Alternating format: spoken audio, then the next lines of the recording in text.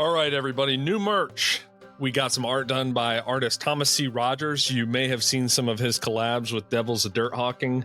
He has also done some extensive work with Harley Davidson. There's no AI done here on our merch. Of course, our thumbnails are always AI, but check it out on sportingchancepod.com. We got pullovers, zip-ups, long sleeves, t-shirts, and of course, stickers. And this podcast is brought to you by Mountain State Falconry Supply. Freshen up your gear or get ready for the micro season. Visit mountainstatefalconrysupply.com. And don't forget to get the tightest braided equipment on the market at midnightfalconry.com.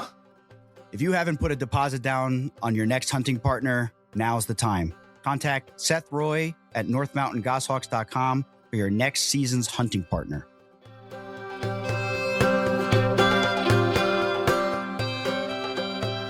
Welcome back, everyone, to another very special episode of the Sporting Chance podcast. This is part 2. So what was it, guys? 3 days, maybe? 3 days later, we got back together with special guest Geoff Hirschi to finish the conversation that we started. Welcome back, Geoff. Thank you.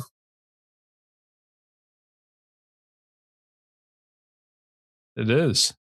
The sparks were flying. The connection was happening, and we didn't want to let it go, so we had to get back together and make this happen. The chemistry, as they say. All right, so Geoff, Casey wanted to know this last time, and I just kind of cut him off. Let's go all the way back. When did you start falconry? How did you get into it? How I got into it's kind of an interesting question, because I don't recall ever not being aware of falconry. I do recall when I first became aware that it was still a thing when I was in about 5th grade or so, but I just was always driven to do it and always wanted to do it. And I actually had my apprentice falconry permit for about a year before I even sat back and went and considered whether or not I wanted to. I was already a falconer before I even considered not being one was an option. When I first started pushing to get a falconry permit was, when was that? It was about 93 or so. My roommate had run into a guy at a strip club that had a Merlin in his van. And he came home and told me, "Hey, I just met a falconer. I think I've got a link for you to get into falconry." And my roommate and I started. How did your roommate end up at this dude's van outside a strip club? That's a story I hadn't thought of for ages and ages. So my roommate's wife was a stripper that was working at that strip club that night. And I don't know how it happened, but the falconer had told was sitting next to my roommate and hanging out with him and had said, "Hey, you want to come out to my van and see a hawk?" And that was essentially how the conversation went. We went out there and saw the Merlin. And it was a few days later that I actually met the guy. And everybody in Utah, if you mention this guy's name during that era in falconry, would run like roaches for cover when you turn on the light in the room, because that guy was just so toxic. He was batshit crazy and thought he was God's gift to falconry. Well, like a lot of falconers do, I guess. But he was just a real toxic person. And soon as he met me, that guy was talking like I was already his apprentice, and he was trying to encourage me to do things that weren't legal. Like one of the conversations he had with me was, he said, "Red tails and kestrels are just pets for kids. They're not real falconry birds. We're going to get a real falconry bird for you because you're not a kid. So you're going to take a Cooper's hawk. That'll be your first bird."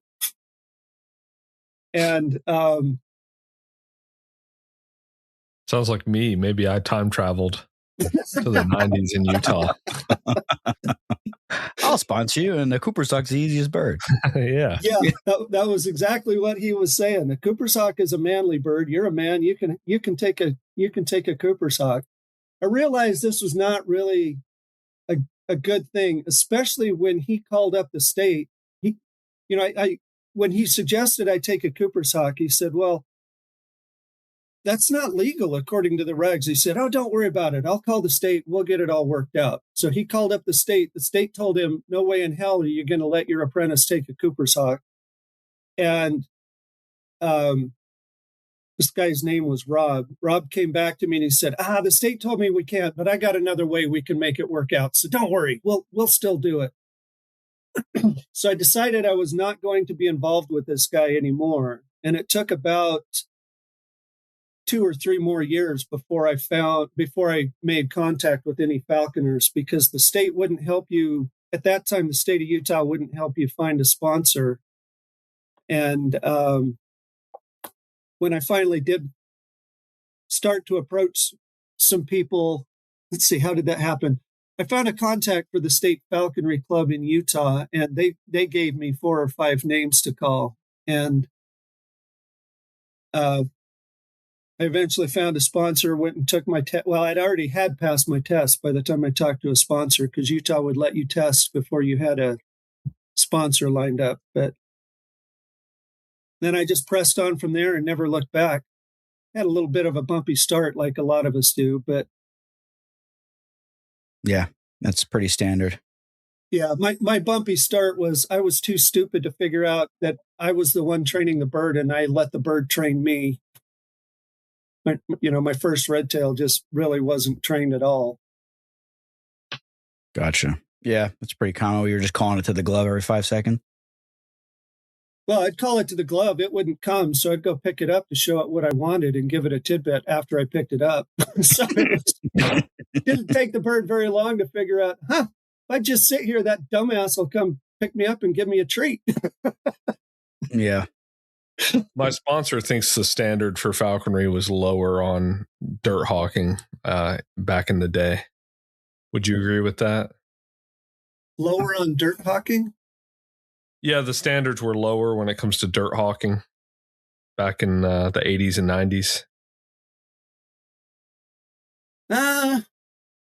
Yeah, probably.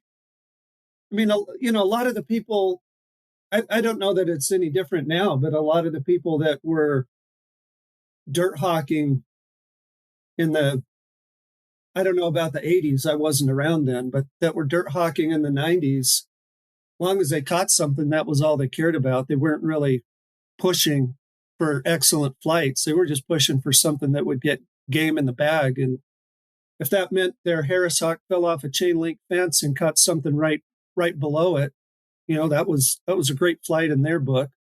Some days I'll take that. You know I'll what? take that. Not all the time, but I'll take that if I got to get home. Yeah, I still count those. That's not what I'm striving for, but I still count them. Yeah, we always have those days where the hawk is like putting in this tremendous effort and making beautiful stoops, catching nothing, and then they're sitting on a little bush and a rabbit runs underneath them and they look at it like they're seeing things, and then they just fall on it, and there you go. Yeah. That's what you caught. Yeah. Yep. As long as the bird put forth the effort, I don't really care what the flight looks like as long as they're trying. My red tail this year, I got really tired of her like pushing squirrels out of trees onto the ground to catch them. As like, to me, that does nothing for me. It does something to put something in the bag, but that's not the flight I'm looking for. What do you mean, to make them bail? Yeah, she pushes them out of the tree to bail, and then when they're running across the ground, she smashes them. Does she follow them while they're bailing? You were there. What do you think? I mean, you've seen it. Yeah. It's a facetious question. Well, yeah. I mean, that one she followed, but I just meant all the time. Sometimes, yeah. Sometimes no. But also, Geoff, this bird will it laddered up from the ground all the way to the top of the tree, and then pushed the squirrel. Squirrel bailed, and then it smashed it right in front of Aaron on his feet. And that bird, how many, like in terms of like laddering up, How many ladder rungs did that bird? About utilize? 150. About 100. It literally laddered up on every branch in the pine tree. So I'm completely ignorant on squirrel hawking. I've never seen it. There's missing out. There's been a dozen or so times that when I was out hunting rabbits in the Seattle area with my Goshawk, a squirrel got up and I got some squirrel flights, but I've never done it on purpose. Is what you're when Aaron, when you said you were disappointed because your bird pushed the squirrels to bail out and run across the ground, is your goal that she catches them up in the tree, up in the air, and then comes down? Yeah, to your point earlier about looking for nice, stylish flights or the type of flight you want.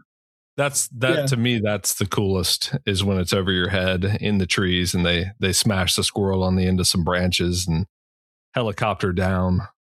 Yeah, okay.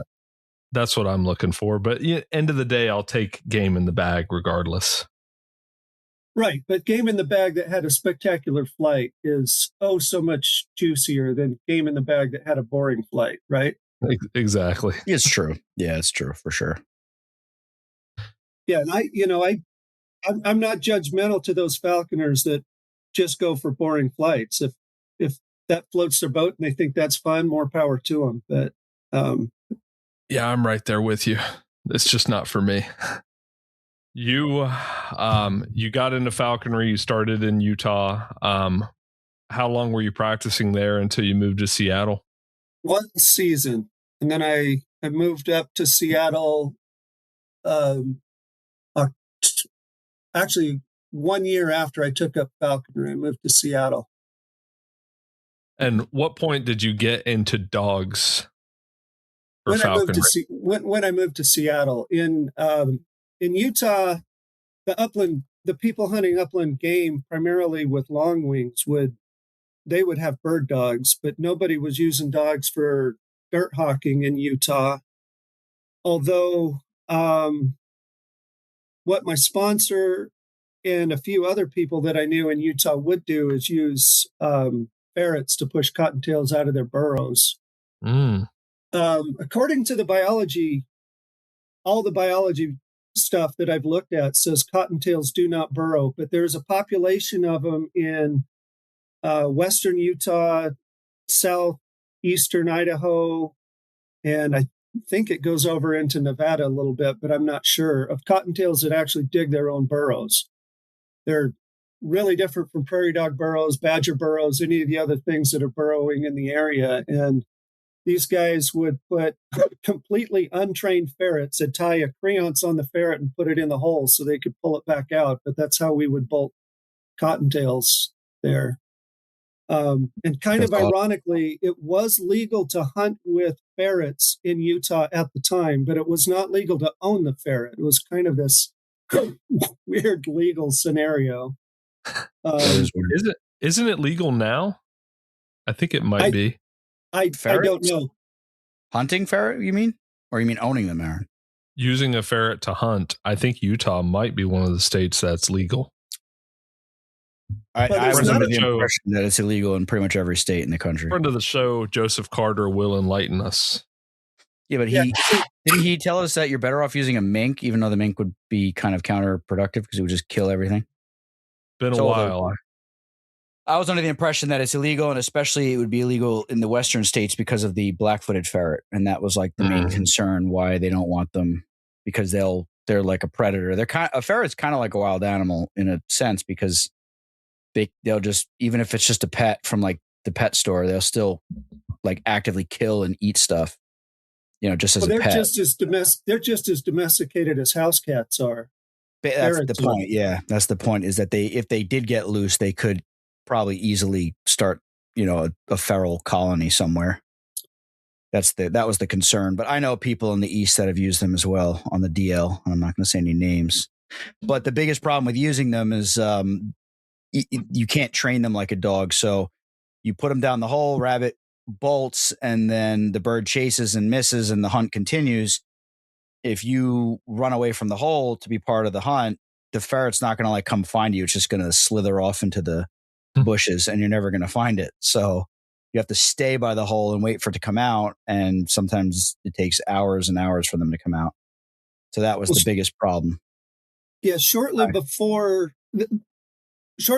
my time being in the Seattle area, there was a lot of people up there that hunted with ferrets because there's an island chain out in Puget Sound that has feral European rabbits on it. So they live in huge warrens, just like they do in England.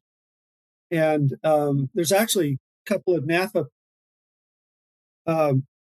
articles in old NAFA journals talking about this.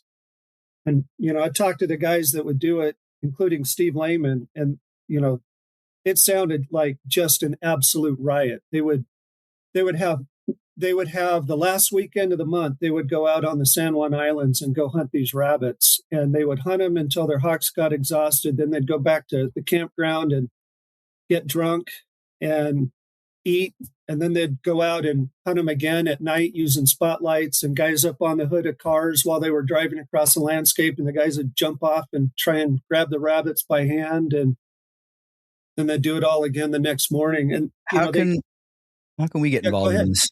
How can we? Can you hunt them still? You can. The population has absolutely crashed because in the early 90s, they introduced a disease that I can't pronounce that starts with an MY and an X. Myxotosis. That's the one. Yeah, that wiped out the rabbits. So population just tanked. Sure it did. I heard that disease came from bats. They released it intentionally? They intentionally released it because the rabbits were such an ecological problem up there. Truly invasive. That's awesome. That's interesting. One of my friends that was telling me about the old days of going out there, he said when they were evaluating a field to go hunting, they would park the car, they would glass a field with a set of binoculars, and if they couldn't count more than 75 rabbits without moving the binoculars that were out in the open, they'd go somewhere else.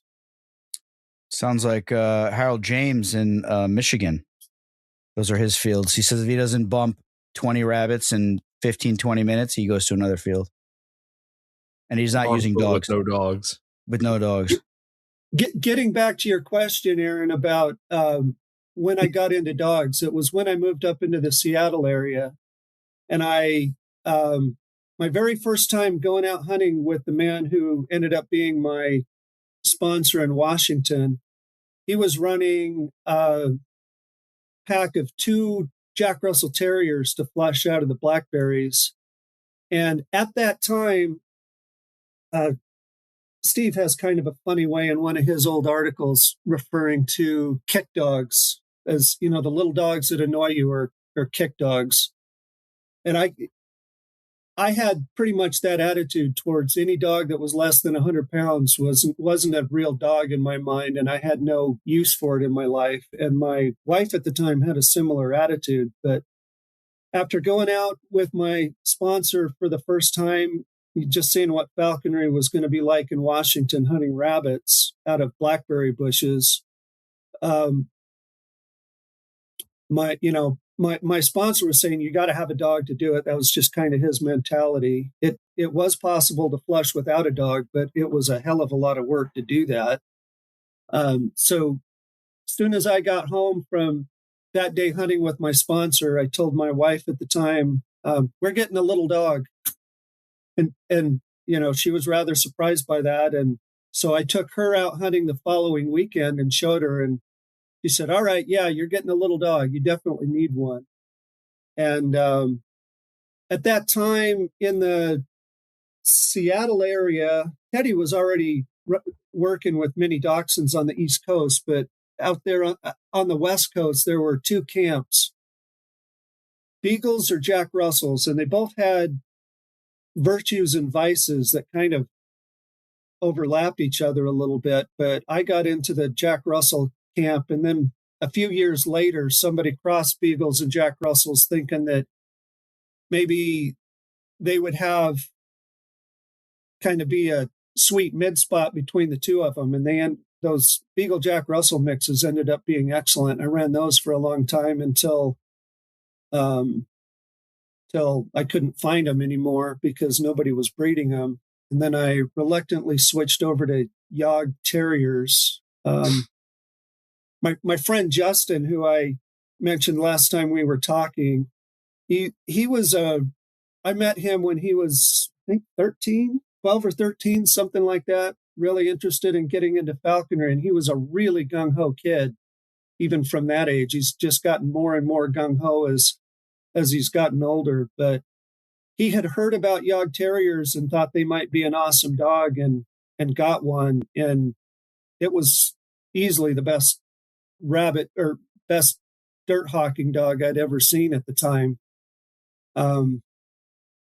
But there was a couple of things about that his dog that I was a little reluctant to jump on board of the Yog train. One, they were a little too big to fit into the tight pockets of cover inside the blackberry briars. And the other one is because they're black, it's really hard to see what they're doing when they're in there. But about 5 years ago, I reluctantly switched over and got a Yog, and I'm now kicking myself for being so reluctant because it's the best companion dog and hunting dog I've ever had. People who have Yogs really seem to like them a lot. One thing about them, I really love mine. I've got 2 full Yogs that are actually brother and sister, and another one that's got a little bit of beagle thrown into it, but they need a job. And, during the off season, the job that my Yogs have is they're playing fetch. But, if I'm out in the yard, I have to be able to be playing fetch with them just so that they can channel that energy somewhere. You had asked before we started recording about dachshunds and their neurotic tendencies, and I think they have that reputation from not having ample work. They're really pleasant when you can take them out and hunt with them, but when you're not doing that, they're kind of annoying. I'm to the point now with dogs like it is with hawks where I don't actually want to deal with them unless they have a job. Like, can you imagine just having a pet hawk at this point? I got one sitting behind me. An owl is a little similar to a parrot. Yeah, they're like the only bird that I've got a parrot, and he's wonderful. But as far as like having a red-tailed hawk sitting around that you're not hunting with, or a goshawk, no, forget that. No, it's stupid. And I have big plans for Bernard, so he's not my pet. And he's killed a bunch of bags and other things, so he's going to be a killing machine. So there are intentions behind his little body behind me. So you say. Raising that question about pet hawks, that's something that comes up a lot. Like, I see falconers get real uppity towards people they perceive as pet keepers. And I see, some falconers get really uppity about, well, if you're not flying your bird 7 days a week, you're not doing it justice and you're just a pet keeper. My view on that is probably a little more open-minded than a lot of people would like. Every time you interview a hawk, you're a pet keeper for a few months during the molt.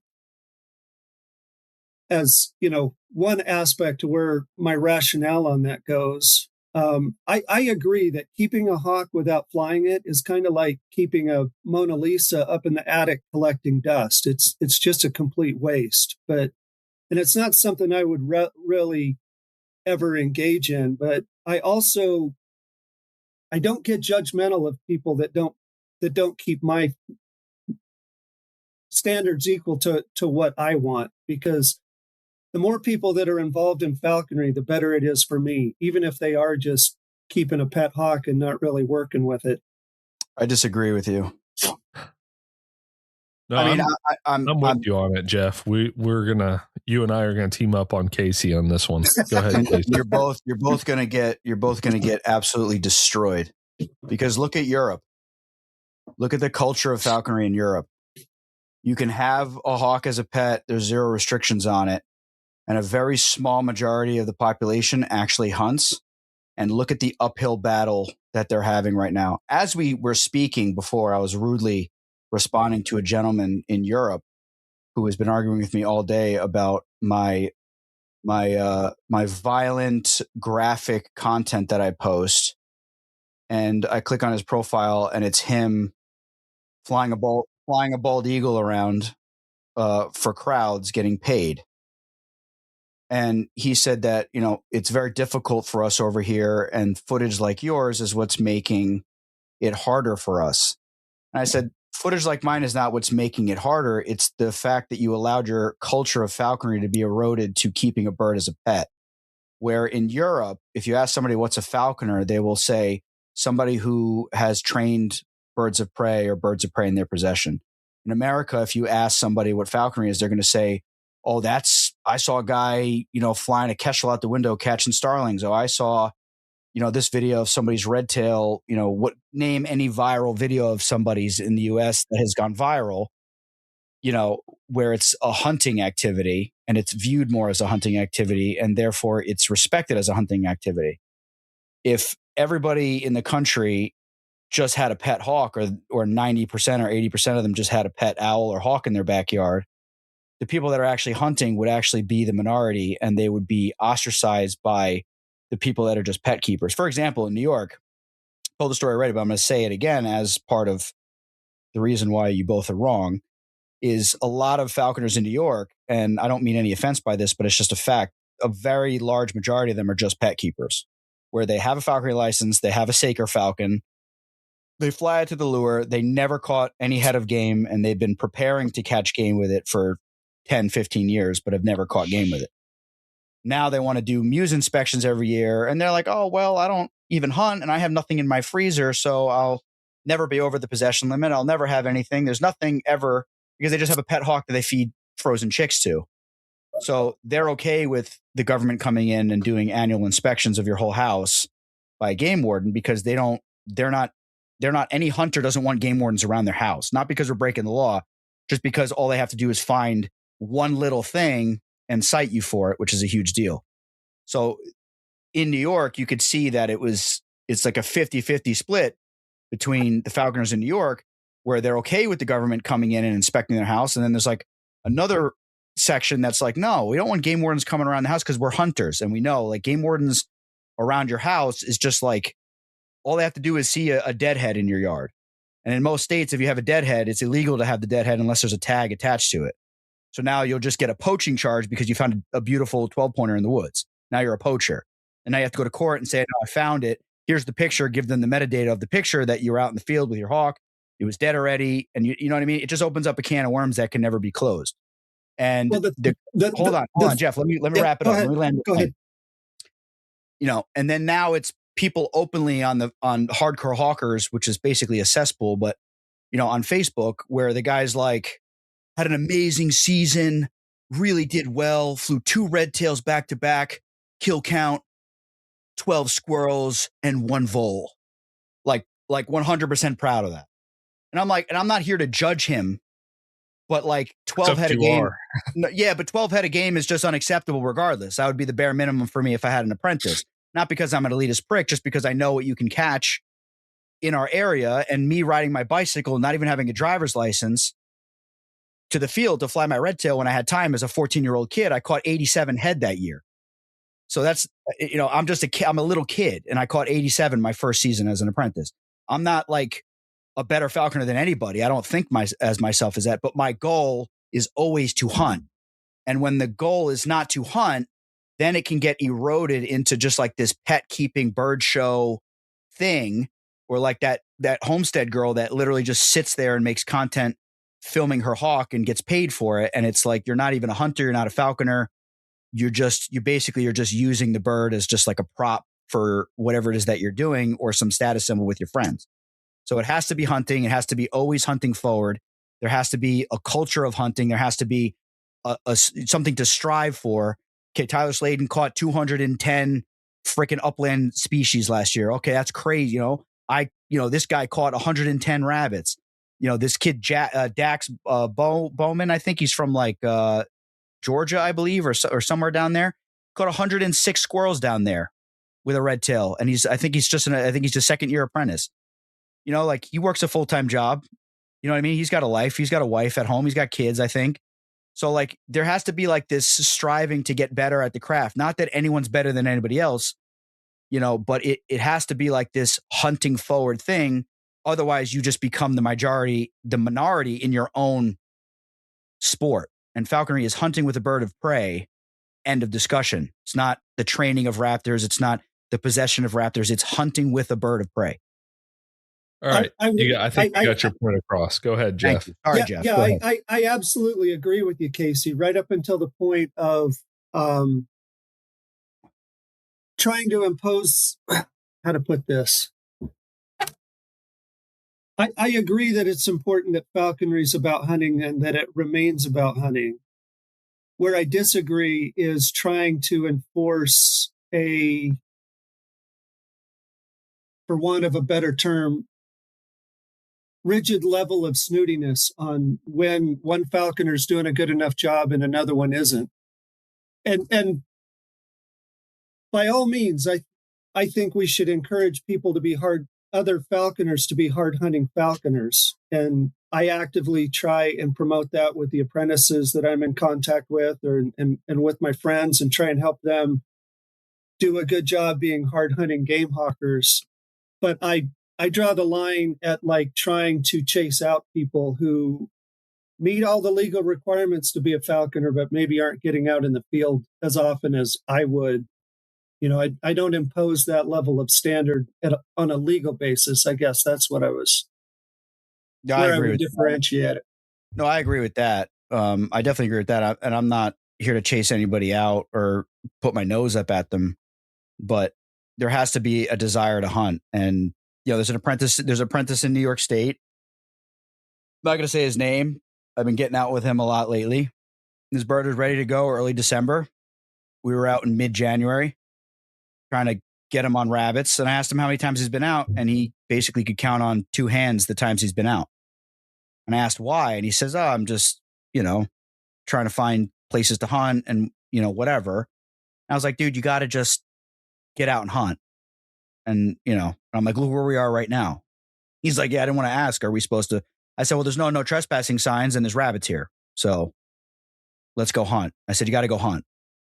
You know, and then I helped him out. We opened up Onyx. I looked at his house, went down the street, found this beautiful like solar farm that's like a LLC thing, you know, corporately owned. Oh, you like solar farms? I like the rabbits that dwell in and around them. You know, that's the only thing they're good for. We ought to show you windmills. You'll love those. You mean wind turbines? Windmills. You know, Casey, your point about the people who are okay about inspections. Yeah, they're crazy. Yeah, that got me thinking down at it's kind of a tangent, I think, but I think it's a good tangent to cover. One thing that people always need to keep in mind whenever an inspection happens, it's because law enforcement is there to see if you've done something wrong. They're there Correct. to try and catch you. They're there to try and catch you in a fuck up. Exactly. It should be a friendly interaction. It should be a professional interaction. It shouldn't be hostile, but you've got to keep that in your mind. That they're not your friend. The reason why that cop is there is to get you in trouble for something that they find out that you did. Exactly. And same thing with getting pulled over on the road. Just be polite, be respectful. But at the end of the day, they will get a pat on the back if they arrest you for something or write you a citation for something. It makes their day. That's their job, is to find, you know, you breaking the law in some way and writing you a citation for it. And some cops don't have that way about them, and they just are pulling you over because you touched the yellow line. But a lot of them are pulling you over because you touched the yellow line and then trying to figure out something else to get you for. And that's the culture of law enforcement, unfortunately. And they have a job to do, yes, but some of them take it to the nth degree where it's like, "Oh, there's a chickadee feather in your yard. Did you kill a chickadee?" I've actually got I've got a great example to elucidate on that a bit. About trying to remember exactly when this was, as if it matters. It was about 20 years ago, right around the time that the U.S. Fish and Wildlife Service was stepping back from directly managing falconry and turning it over to the states. The regional office of U.S. Fish and Wildlife Service that covered, at the time, California, Oregon, and Washington and Idaho had decided they were going to just do a mass range of inspections. And these were from the Federal Fish and Wildlife Service. The inspections that happened in Washington, the state game agency decided that they weren't going to let the feds have all the fun, and they went along for a lot of those. So there was like a slew of about 15 or 20 inspections that happened in Washington that I know of, and it happened in a lot of other states. But one of these inspections that happened, a woman that I know was, I think she was an apprentice at the time, but she was flying a kestrel, and she kept the kestrel in her bedroom, was using the bedroom kind of as her mew. And the inspector wanted to see her paperwork, wanted to see her bird, wanted to see her gear. Everything went off just fine. The next day, DEA stopped by and issued her a citation for federal drug violation because she had drug paraphernalia sitting on her kitchen table.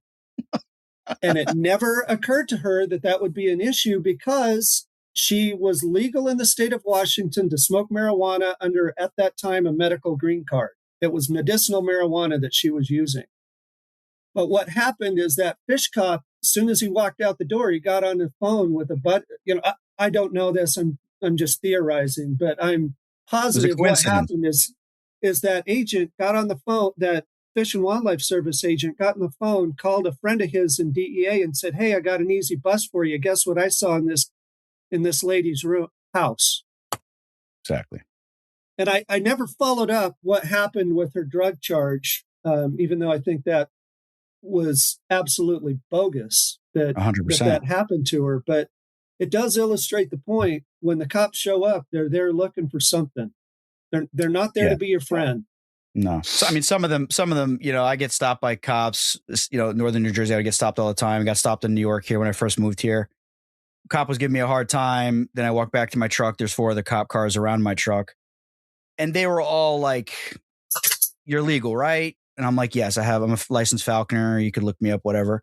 And then it just proceeded to just be selfies with the bird, talking about falconry with these guys, laughing. And they're all like, I see them around town. Like they had no ill will. Yucking it up with the boys. Yeah. So like some of them are just there to, they just think it's cool. And, I'm not saying all cops are like that or all, fish and wildlife officers are like that, but you have to protect yourself and you don't know who's coming in your home or on your property. And like I said, all it takes is a skull connected to an antler that you found in the woods, because what falconer doesn't pick that up and bring it back to the truck with them? Now you have to prove, did you shoot that? And did you poach that? Like it can become like a nightmare. And that's all I'm saying is that if the culture of falconry gets eroded to pet keeping, now the hunters will be the ones kind of like, "No, but this is what it is." And like, "Yeah, sure, buddy. I know 20 people that just have a pet bird that they, fly at the park on a creans, and it's like, I'm not trying to, whatever. If I have to look like the asshole because I'm going to be perceived as an elitist, which I don't think of myself as, then so be it. But the culture has to stay hunting focused, catching game, husbandry. There has to be a standard that's set. And I don't think having a hawk should be as big a deal as it is personally. I don't think the government needs to dictate who can and can't have one, in my opinion. It isn't in most states, unless you want an MBTA protected, Migratory Bird Treaty Act protected raptor. Right. If you want a common buzzard or a savanna hawk from Africa, the federal government looks at that just like it's a parrot, and so do most of the states. But those aren't readily available, though. Unless you call black dirt birds Tom Cullen. But Dave Canellis. I have no interest in keeping a pet hawk. That's not fun to me. I have zero interest in it. Stop lying. Come on, bro. You get a caracara or one of those black caracaras that are like as smart as a crow. You tell me you wouldn't get one of those and play with it? All right. So there's some birds of prey that might be pleasant to have around, but it's definitely not a red tail. It's definitely not a goshawk. For sure. Harris hawk. I don't know. It's just throwing them a couple bucks worth of food every day. And as if they don't have a real purpose, then I'm not terribly interested in that. Yeah, I'm with you on that. So anyway, moving on. Yes, that's good debate there. I think we're on the same page. I think I just made myself look kind of like a prick, but as per usual. I don't look my nose down at people. I'm just like, come on, get out and I don't hawk. look my nose down at people, except I do. No, just get out and hawk. You got to get out and hawk, man. You're a first year apprentice. You should be out. You should want to be hawking. You should be out there trying to catch game. Like, it shouldn't be like, twisting your arm. Come on, let's go. So before we get too far away from the dog conversation, I wanted to ask you, Geoff, if there was any kind of preferred mix of Beagle to Jack Russell. Are you looking for 50% Jack Russell, 50% Beagle, or are you looking for like 75 Jack Russell, 25% Beagle? When I was running that mix, the sweet spot seemed to be 5/8 Jack Russell and 3/8 Beagle. But that's also coming from the standpoint of somebody who liked Jack Russells more than I liked Beagles. I have talked to some of the people that were Beagle fans that would exactly reverse that ratio. They want about 5/8 Beagle and 3/8 Jack Russell. And, so people who want more hound and less terrier and vice versa. Yeah.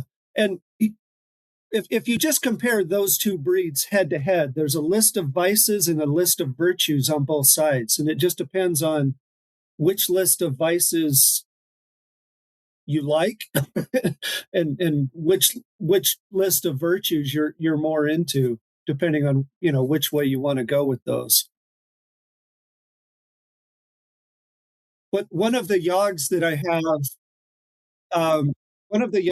have was really not in the right home environment. She's got the highest prey drive I've ever seen in a dog ever, bar none. And she was kept in a kennel and had very little opportunity to actually express that prey drive. And she has chewed 3 different times. She's chewed holes through the wall of my house trying to get at mice that are in my crawl space or in the wall of my garage. Or one time she tore apart my car because there was a mouse up under the trim. I mean, listen, that dog in the right situation. I mean, I would love to have one a couple times. Maybe you run into some critters in the woods. And you're like, oh man, if I had a Yog with me right now or Jack Russell that would just latch onto this thing, we'd have some fun right now. Screw the bird right now. We'll freaking kill this thing. So it is nice. When I channel that prey drive in the right direction, like when I'm out trying to flush jackrabbits or something, it's great. Yeah. She does a great job. Yeah. So is it true that a Yog would require a more stern or seasoned trainer to keep them in line and not too overbearing, with the bird, at least I'm, in a falconry setting, I'm referring to? Well, I think the first part of that is getting the right lines from a Yog. Yeah.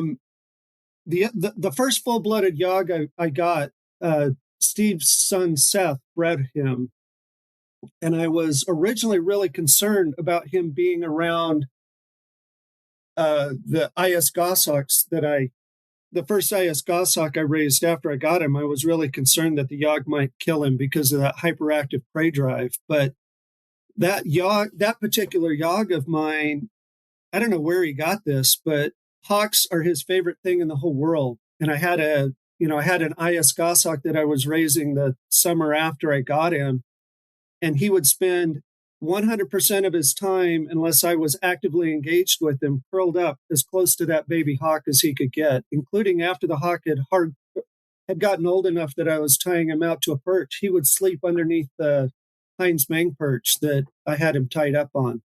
It's awesome. That's good. Yeah, because there are a couple guys on social media, I'm not going to say names, but their videos have been circulating of, the jackrabbit flushes, the bird of prey. I'm not going to say what it is, but bird of prey catches it, and then the Yog catches the jackrabbit, and then catches the hawk, then catches the jackrabbit, then catches the hawk, and then the falconer is screaming. And this is basically every video that's being posted. And Yeah, I think that's bad management. It might be bad bloodlines on the part fight of for the his yard. life every time they catch something. yeah, you could hear the panic in his voice. But I was educated on that situation and by Tyler, and he did explain that because he's always been even on the show that he came on with us. It is about the line that you get, because some of them they are very versatile dogs, the Yog Terriers. So they will trail, they'll hot scent, they'll catch, they'll bay.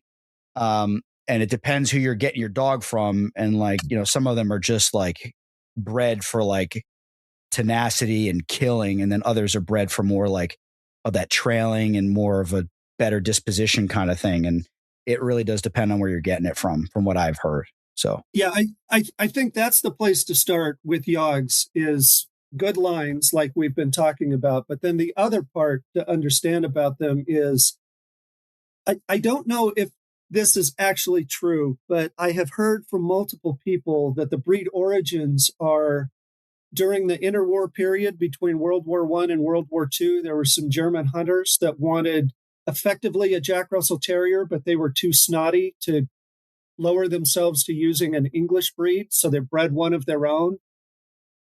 And in stereotypical German fanaticism, especially during that era, they would run their potential breeder dogs through a series of trials, and if they did not score perfectly on the trial, they'd shoot it. And that level of selection, I don't know if that story is actually true. Like I said, I've heard it from multiple people. It's probably true, though. May be just made up, but whatever they did, they instilled a super high prey drive in these dogs, and that has to be like, you have to understand, even a dog from good lines, you've got to channel that in a positive direction. Yeah. And they can be a real handful if you don't. They're definitely not for everybody. Yeah. That's what I. And it seems like, and I don't want to go off on another tangent, but it seems like there's this contention.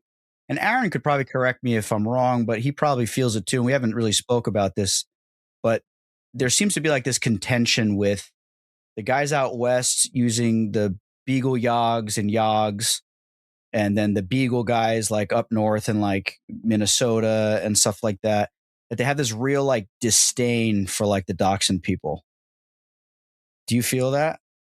I definitely feel that. Have you noticed that too, Geoff? I haven't noticed that. There's not a lot of people that were running Dachshunds up in the Pacific Northwest area where I was at, but there were a few. And I never saw anybody express disdain for Dachshunds. Okay. They're not... There's a few Casey, challenges to... First rule of Fight Club is don't talk about Fight Club. I think that's what we're experiencing right now. Yeah, I think so too. Because I know the circles that Geoff rolls in, and I've heard some little snide comments coming out of those circles, so I know he's heard them. Well, maybe they're smart enough not to tell them to me because I punch them in the nose. But good for you, Geoff. All right, there you go. Defend us. One of my apprentices picked up a Teddy Moritz Dachshund bred by Brian Brown. I don't know where Brian's at the moment. He was in, I think, Tennessee for a while. I don't know where he is, but and I spent a lot of time out in the field with that dog. In fact, I actually have that dog's son right now. And there's a lot of things I really like about Dachshunds, but if in the area that I was running, one of the problems with them is with their little tiny short legs, they couldn't handle some of the cover. Like actually this dog of my apprentices, there was a kind of grass that grows in big, huge, thick patches up in the Seattle area called reed canary grass that in the fall it'll lay down and it just forms these huge mats. And his dog would get high centered on it. Couldn't cross it. Not supposed to cross, supposed to go under it, but couldn't go under it either or through it. It just weaves into a real thick mat when it lays down. Then you shoot the dog. Don't shoot the dog. Yeah, right. Good book. Yeah. um, and there were a few other things that dog had physical problems with just in that environment. And my apprentice just learned to work around it. But he actually had an accidental cross between his pure-blooded dachshund and a Beagle Jack Russell cross, and those I hate using the term hybrid because that's really for interspecies crosses, but that mix ended up being great. It physically solved a lot of the problems that dachshunds have from having those really short, stubby legs. Those dogs could still get into holes fairly well. They were a little bigger than their father was, but I thought there was a lot of potential there, especially if you need more endurance than a typical full-blooded dachshund can give. Yeah. I'm actually thinking of breeding up a litter of those mixes next time one of my dogs comes in heat, if I can find a stud dachshund to cross her with. Okay. Yeah, no, there's definitely dachshunds. Listen, I think that anybody that runs dachshunds that doesn't notice the limitations is just like basically lying To themselves. Lying to themselves. Yeah, there's definitely limitations. And I notice it most up here, up north where we get quite a bit of snow. And at least this past season, there was so much snow, and it was a nightmare, trying to watch the dog go through the snow. But once they got into a rabbit tunnel or something underneath the cover, or you walk up to a patch of briars and place the dog down on a rabbit run going into that patch of briars, then the dog can shine. But yeah, it's bred for what it's bred for. It's not bred for, covering lots of ground nonstop through very thick cover. It's bred to go down holes. It's bred to get into really tight spots to pop game out, or actually it was bred to retrieve wounded game originally. So they work great for me. I've come to terms with that's the breed of dog that I'm going to be running for the foreseeable future. Yeah. And no matter what dog breed you're talking about, I think the key is to understand they've got virtues and they've got vices, and you got to understand their limitations and either work around and find some way to work around them, or just not run up on them. Yeah. Yeah. 100%. It's, 100%. Yeah. There is absolutely no such thing as the perfect dog, except for a Yog. There's just a perfect dog for my scenario. Yeah, it's the perfect dog for what you're doing and what you like. Yeah. It's a case by case basis. But I will say this: if you're trying to get a rabbit out of a hole, a real hole, not a hole that a Yog can fit in, that's not really a hole. That's like a freaking raccoon den or something. That's not a hole. I'm talking about a hole that's like you make a fist and you can't pull your hand out of it. There's no dog that's better for getting a rabbit out of there than a dachshund. Except a ferret. Right, but it's illegal in New York, so I gotta have a little itty bitty dachshund, and a lot of my slips come from reflushes from that scenario. So I'd be kind of lost without one. And if you're going to put a ferret in a hole to bolt something out, it's even better if it's a disposable ferret that you never want to see again. Yeah, or just put a conibear over the hole and then just run and keep up with the hunt. And you got to breed those ferrets nonstop, otherwise they get urinary infections, right? And then they die. So they do. That's perfect. No, yeah, there's lots of limitations. I just noticed that there was a little animosity from like the Beagle guys. And I hunt where Aaron hunts, where I hunt. If we cut a Beagle loose, it would be, across a road or in someone's yard, and it'd be dead. It'd be dead. Yeah, it'd be dead. You need something that can stay tight, stay close, work thick cover, pop rabbits out of brush piles and shipping containers. Your Yog's not going under a shipping container. A Beagle's not going under a shipping container. No, but if my Yog trails a rabbit to a shipping container and it's under there and he can't get to it, he'll make enough racket that the rabbit's going to go, fuck this, I'm out of here, and bolt anyway, even though he can't get in there. I would, Geoff, I would have to witness that with my own eyes. Having taken a bat log rock to the side of a shipping container and not got the rabbit out, I can't see a rabbit flushing from under a shipping container, especially if it knows it's safe. Maybe early season, but a seasoned rabbit. I mean, my dog's literally chasing them around under the shipping container before they bolt. No, I know what you're talking about, but I have chased rabbits. This hasn't happened since I moved to Nevada, but in Seattle, it happened a lot. I would chase rabbits that go take refuge under a shipping container or something like it, and my yogs would just go absolutely apeshit trying to get under it and convince the rabbit it was going to happen, and the rabbit would eventually bolt. I could see that. I've seen that happening. I've seen that happening with tight holes where the dog can't really get in, and they get in kind of halfway, and you can still see them, and they're backing out and barking, and I'm reaching my hand in, kind of scratching around trying to dig, and then 10 feet away, the rabbit just decides to shoot out of the exit without any pressure, like physical pressure. So I could see that happening. Yeah, to the point that you were raising on that, Casey, that's only going to happen because the rabbit lost its nerve and panicked. The real cool cucumber rabbit may never come out, no matter how much of a racket my dogs make. But yeah, they flush a lot of them. Do you give it would you have a time limit on it? You know what I mean? Just you move on? Yeah, I would have a time limit on it, but I also had an ethical limit on it because just my own personal concept of fair chase that I seem to have neglected to teach any of my apprentices was if a rabbit makes it to, my most recent ex-wife used the term home free home base. You know, if they got into a nice, good set of cover, we'd go find another rabbit because I could. And, you know, sounds like a luxury. Let that one have a safe refuge. Sounds like a luxury. That may be the only rabbit we see all friggin' day. That rabbit's coming home with me. You need better dogs, man.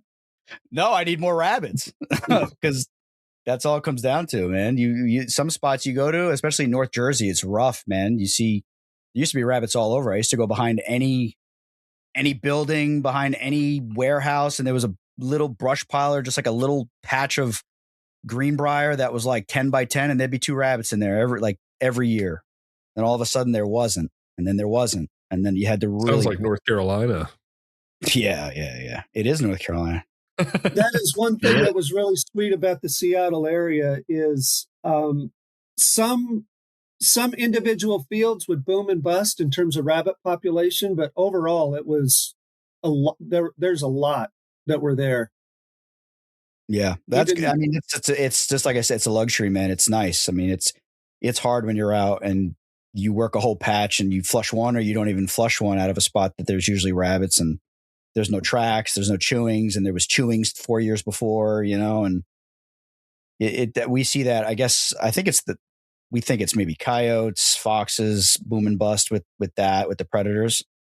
And I mean, where I am now, I mean, like I'm blessed because in my neighborhood, I got a family that they took over 300 canines trapping this season, and they broke the record. Their personal record they broke last year was like 280, and that they broke that record from the year before, and then this year it was over 300, not including the bobcats because it's open season. Not open season, but it's open limit on bobcats in the same county. So they took probably 50 to 70 bobcats as well on top of that. So I'm seeing rabbits where I'm at now, and we're having fun.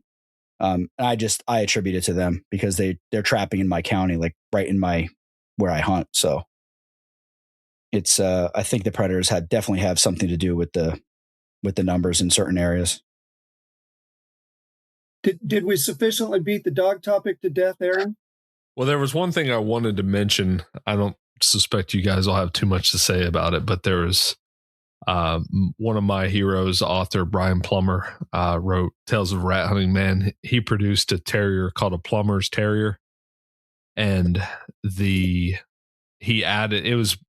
foundation was Jack Russell, but he added Beagle and maybe some other type of like Bull Terrier or something into it. So there were little splashes of Beagle and Bull Terrier, and he was looking for a dog that could quickly kill and find rats. So he added more nose, more jaw strength, maybe a little more athleticism. And those dogs still exist today. They have a society in England called the Plumber Terrier Society. Sounds like I need to get one. Can they snake drains? Good one.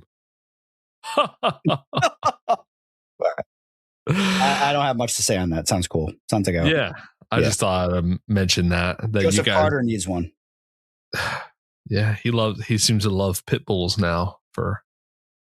I can never get that right about. So what's that? His pit bull just locked itself. He locked the keys in the car accidentally, and the pit bull unlocked the door from inside based off of his commands. It's a whole video on it. It's epic. I saw it. I don't know. Saw the whole video? Yeah, I saw it. Was it highly edited? Because I didn't watch the full thing. Oh, well, I didn't watch the whole thing either. Come on. It's hard. I don't have a lot of time. Sorry, Joseph. Come on. Yeah, I don't watch the full. I don't watch all of anything. To Mink Man on YouTube. He's having fun. He's out there with his kids, slaughtering rats. He's snatching rats. There's a reason why he has over 1 million subscribers on YouTube. He has a cool thing going out there. Just good, clean fun. Good, clean fun, man. Just killing rats with your kids. It's great stuff. That's the best. All right. So thank you for touching on dogs there. I think that was a good conversation. Thank you, Geoff. All right, Geoff, this is quite the jump. We're going from dogs to eagles. We should go from dogs to goshawks, but anyway. All right, go on.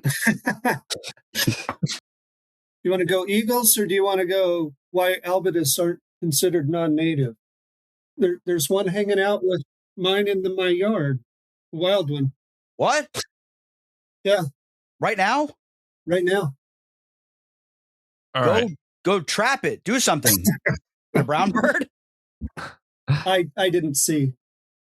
Well, go find out. Right. I mean, that's like literally would never happen in a million trillion years where I live. And they are here.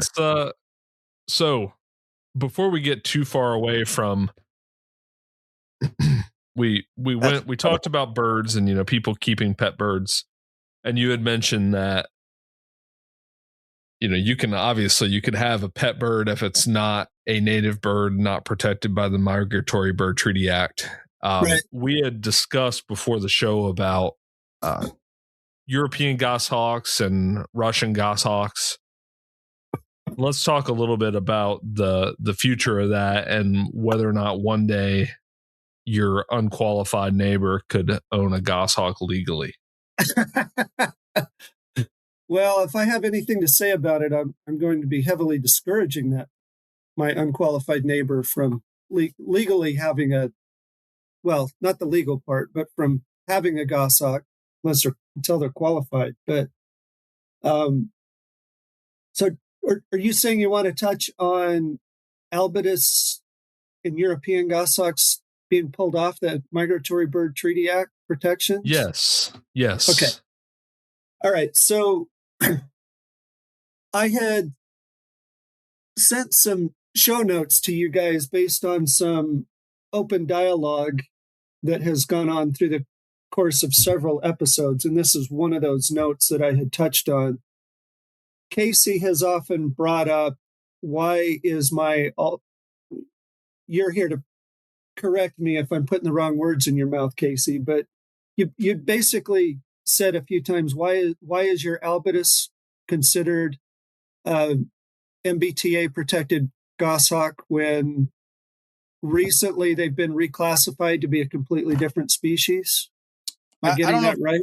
No, I didn't ask that question. There was a gentleman in Maryland that got caught up in a conspiracy against him to try to get him charged with not having 2 transmitters on a hybrid bird.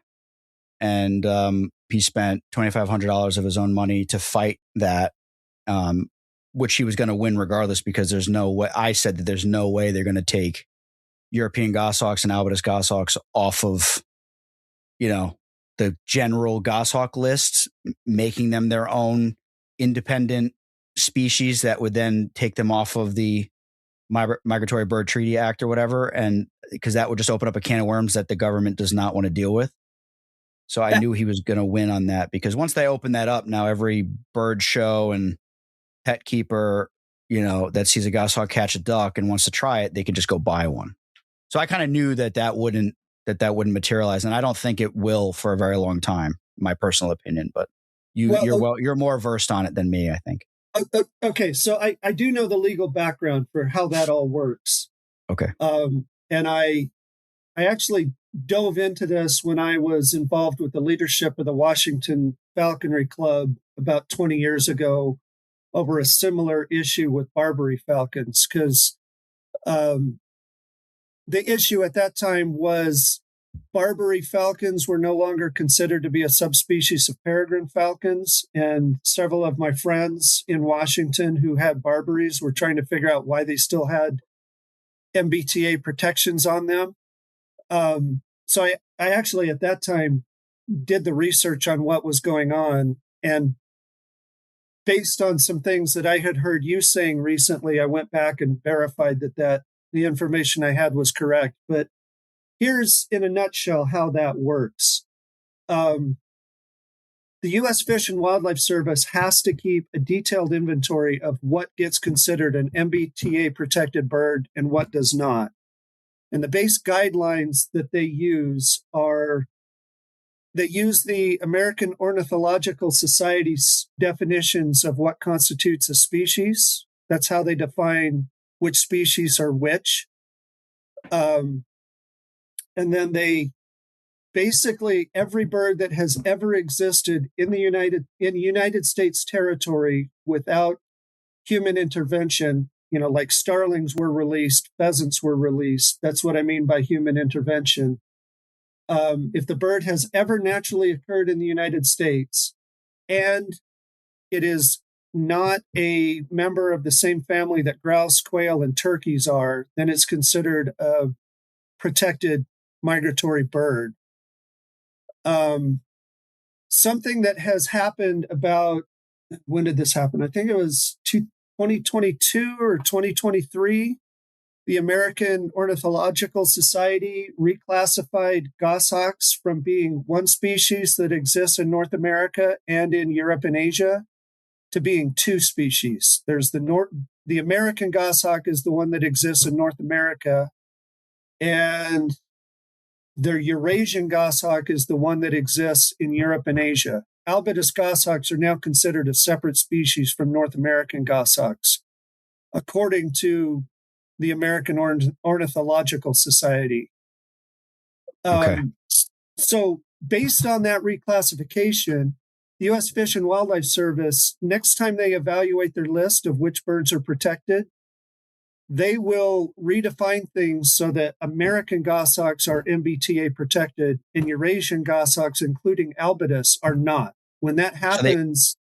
Okay. Yeah, when that happens, there will no longer be MBTA protections against the Eurasian goshawk unless they decide they occasionally wander over to North America on their own. You think that they'll actually do that? Yeah, I do. Oh, now, wow. Here's the sticky point. The U.S. Fish and Wildlife Service has a schedule on when they review that list of which birds are protected. It's every 10 years. And the last time they reviewed it was in 2023, was in July of 2023. So the next time they review it is going to be sometime in 2033. And the reclassification of the goshawk happened about 3 months after the last time they reviewed that list. Happened in like September of 2023. So we've got about 8 more years before they will make that change. Okay. So we got to wait 10 years before we can do bird shows with our albitus goshawks. Yeah, and unless you have some pull with somebody who has some pull with the U.S. Fish and Wildlife Service. Well, I don't want it to change personally. I mean, as nice as it would be, it still has to, for me, it's like we discussed earlier, I don't want a pet Siberian goshawk in my backyard. You think it'll make them cheaper or more expensive? I mean, it's just supply and demand, so they'll probably just stay the same, honestly. You raise a good point that if albitus goshawks and Finnish goshawks and Czech goshawks and German goshawks are no longer MBTA protected, in most U.S. states, that means anybody who wants one can go buy it, just like a parrot or a chicken. And that is a potential problem. I do know of some scenarios where some Tom, Dick, or Harry went and bought like a Savannah hawk, and they weren't doing a real good job of taking care of it. But I think, my experience is, for the most part, breeders are pretty particular about who they sell them to. Like I know Mark Mogulich isn't going to just sell a Siberian Goshawk to just anybody if they get delisted. Yeah. It's a good point. The price is right, baby. Yeah. I do think people would regret that decision if they were a pet keeper. They weren't a falconer. It was just some random person who wanted a raptor as a pet. Could you imagine a worse pet raptor? Yeah, that'd be a nightmare. I mean, you might have some real cheap Goshawks floating around that people just cannot wait to get rid of. And I could scoop them up. I think, to your point, Aaron, that'll be a self-correcting problem. Yeah, because a lot of people, we're in talks with Helen right now. She's going to come on the show, H is for Hawk. And a lot of people in Europe are the real flabbergasted about the movie, because they think everybody's going to start buying Goshawks now, and it's going to become a problem where unqualified people are just going to go out and buy Goshawks, and it's going to look bad to the the general serious falconry community. But then everybody else in the comments was just saying the exact same thing that we just said, that it's going to correct itself very quickly. And probably 1 or 2 breeding seasons of people purchasing them, they're going to find out real quick that it's a bad idea. Seems like in England, there's a lot of pet owls and a lot of pet Harris hawks. And That's not too surprising, because those are species that are pretty easy to handle and deal with. Correct. Interesting. So we had talked also off air about the possibility of Siberian goshawks making their way from Russia to Alaska. Geoff, what's your take on that? I think that's really interesting. Personally, I would much rather have Eurasian goshawks drop off the MBTA list. So I hope the U.S. Fish and Wildlife Service doesn't get wind that that's happened. But I think we're planning on talking about eagles in a bit. And a really good friend of mine who was an expert on eagle falconry that lived in Rock Springs, Wyoming, named Dan McCarran, he trapped an albitus goshawk in Rock Springs, Wyoming, one winter in the late 80s, I think it was. I had heard this story and I had no idea who it was.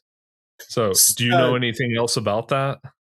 I know. Well, okay. So what I know is there's an excellent falconer author who lives in New Mexico named Steve Bodio. I'm a big fan of his work. Same. Rage for Falcons is probably the best single. Yeah, I'm trying to remember I'm trying to remember the book. There's a collection of essays that he wrote for other media that he put together and published in a book, Rage for the Wild, or something like that. Something Wild is in the title. In one of those essays, he talks about Dan and Steve Bodio are really good friends. And in one of those essays, he talked about the details of Dan trapping that Siberian goshawk. And in a few conversations that I've had with Dan McCarran, including the last time I talked to him about 6 weeks ago, he confirmed that it happened. Okay. And there's no, that must be where I heard the story, because I've read the book. There's no, when I'd read that, I'd wondered if it could have been released, but there's no way, right? Well, okay. So, no, there was no way, because there was no Siberian goshawks in they hadn't been imported into the United States. There was no albitus here. And the way it happened, he was out trapping a passage goshawk to use for falconry. This albitus came in and he trapped it, and he turned it loose because he didn't have a permit for an albitus goshawk. Last time I talked to him, I kind of teased him that, your permit still should have covered that. But you have to pry that bird out of my cold, dead hands. He released it because in his view at the time, his permit didn't cover it. I can't fault him for that decision, even though I would have made a different call myself. But the bird, so he released it, and then it was found dead about 2 days later under a freeway overpass. It had died of asper. See that, Dan? That's what you did. After he released died it anyway, I guess, but he didn't know that. Yeah, and this was before there were cheap and effective asper medications, so it would have died of asper in his care if he would have kept it. Oh, that would have been that would have sucked. Oof. I mean, if you look on the map, like the range that Siberian Goshawks, I like to call them Sarcosphilia albidius. Anyone gets the Jackass reference, but you don't remember? You ever see Jackass when they go to the island of Tasmania, Sarcosphilia satanicus? Nobody, somebody's laughing right now. I don't remember that. I know exactly what I'm talking about. I'm sure somebody does. Yeah, it's hilarious. But anyway, if you look, like the peninsula, like it's literally right there. It's like 400 miles. Like you can almost damn near see Russia from that one section in Alaska. You can basically see across to Russia. So like the idea that they don't have occasionally come across is kind of stupid. And I actually was talking with Steve Lehman in our extensive conversations trying to fix various birds. He thinks it's possible, and we can get his opinion in person if we can line it up to get him on the show. There's some species of like Russian Siberian finch that routinely comes over to those same islands we were referring to earlier, the San Juan Islands, and they breed there. So they migrate regularly over from Russia to those islands off the west coast for breeding purposes, and it's kind of like a regular thing. So to think that an albitus is not going to wander over or get caught in a storm or whatever. Now, is there breeding populations? That's a whole nother story. I have a third-hand eyewitness account that there was a breeding, at least a female on eggs in Alaska. But we have yet to confirm that from the horse's mouth, just a third-hand retelling of the story. It would actually really surprise me if they weren't occasionally crossing over between between Siberia and Alaska, because like you said, they're so close to each other. Yeah. And the scientific data that the American Ornithological Society used to decide that European goshawks and North American goshawks are two different species. I'm a huge science geek, and I ran across the paper that originally got them thinking maybe they should do that about 10 years ago. And I was really surprised that basically what that paper had showed is there had not been crossbreeding between those populations going back more than 100,000 years. And I just find that really hard to wrap my head around. Simply because, like we were just saying, Alaska and Siberia are so close to each other, it'd be really easy for them to cross back and forth across that border. But also, every once in a while, birds get blown from Europe over into North America. Yeah. There's been half a dozen or more times that a European kestrel has shown up on the East Coast because it gets blown over in a storm. And if that can happen, a goshawk could definitely happen. So I would expect some genetic flow going back and forth. But yeah, it would be surprising to me if they weren't just routinely flying over. I agree. Not even being blown, just flying over, because the landscape is so similar. And so close together. Right. Yeah, it's really not that far at all. If you think about it from, you think of Russia and you think it's like on the other side of the world, which it kind of is, but it's not. It's like right there. Well, it depends on how you draw your map. Right. And if you believe in flat Earth. Is it flat, Casey? Yeah. Actually, that's something that a lot of people don't know about Casey, is that he believes in flat Earth. He's a flat right, Earth guy. dude. That's such a lie, dude. He's an alt-right flat Earth guy. No, I am most definitely not. He actually has a flat Earth map behind him right now. Geoff can see it. Yeah. With ice walls and guards and the FBI guarding it. Yeah. whatever the hell they believe, right? I watched the whole video on it. I'm like, so that part of Russia is very far away from Moscow and what we think of when we think of Russia. It's like totally wild. What do you think of when you think of Russia, Aaron? Love. I think from Russia with love. I think Russia, they're probably pretty cool people over there, honestly. I think we have a lot in common with them. You think so? Maybe you have a lot in common with them. Why? Because I'm bald and the back of my head is flat? Because you have fetal alcohol syndrome. Did you film me when we were working that hole with the dachshunds that I was pretending to be Russian? Were you filming in Ohio? I think so. Yeah. I was doing the the Eastern European squat, pretending to just chain smoke cigarettes. And I was just like, like while the dogs are just going nuts trying to get. Those guys are nuts over there. You see the guy who catches the foxes? The yog goes down the hole and they put the net over it. And then the dog is like, I mean, that's like yog to a T, that dog. I mean, that dog is like, they got to dive on it to get it to not kill or wrap itself up with the fox. But yeah, they seem pretty cool over there, at least in that area. I don't know about the rest of it, you know? They got some good fighters too from UFC that come out of there. But who knows? The Dagestan fighters, right? Yeah. Yeah, there's quite a few of them, yeah. Something about being in that part of the world, it does something to your brain. Because the back of your head is flat, dude. Maybe it's they have nothing else to do. You know, in the winters, it's so cold. All we have to do is fight. Yeah, we just fight with bare hands. No. All right. Yeah, that's cool, though. But yeah, so Geoff, you think that they're routinely crossing, but you're hoping that the government doesn't discover that they are. And what is your reasoning behind, you said you want them to be taken off? The protection. Yeah, it's just very basic that if the state and the federal government are not regulating me having an albitus goshawk, it's just a lot easier, lot less paperwork, a lot less hassle. I don't have to worry about my bird getting seized in an inspection.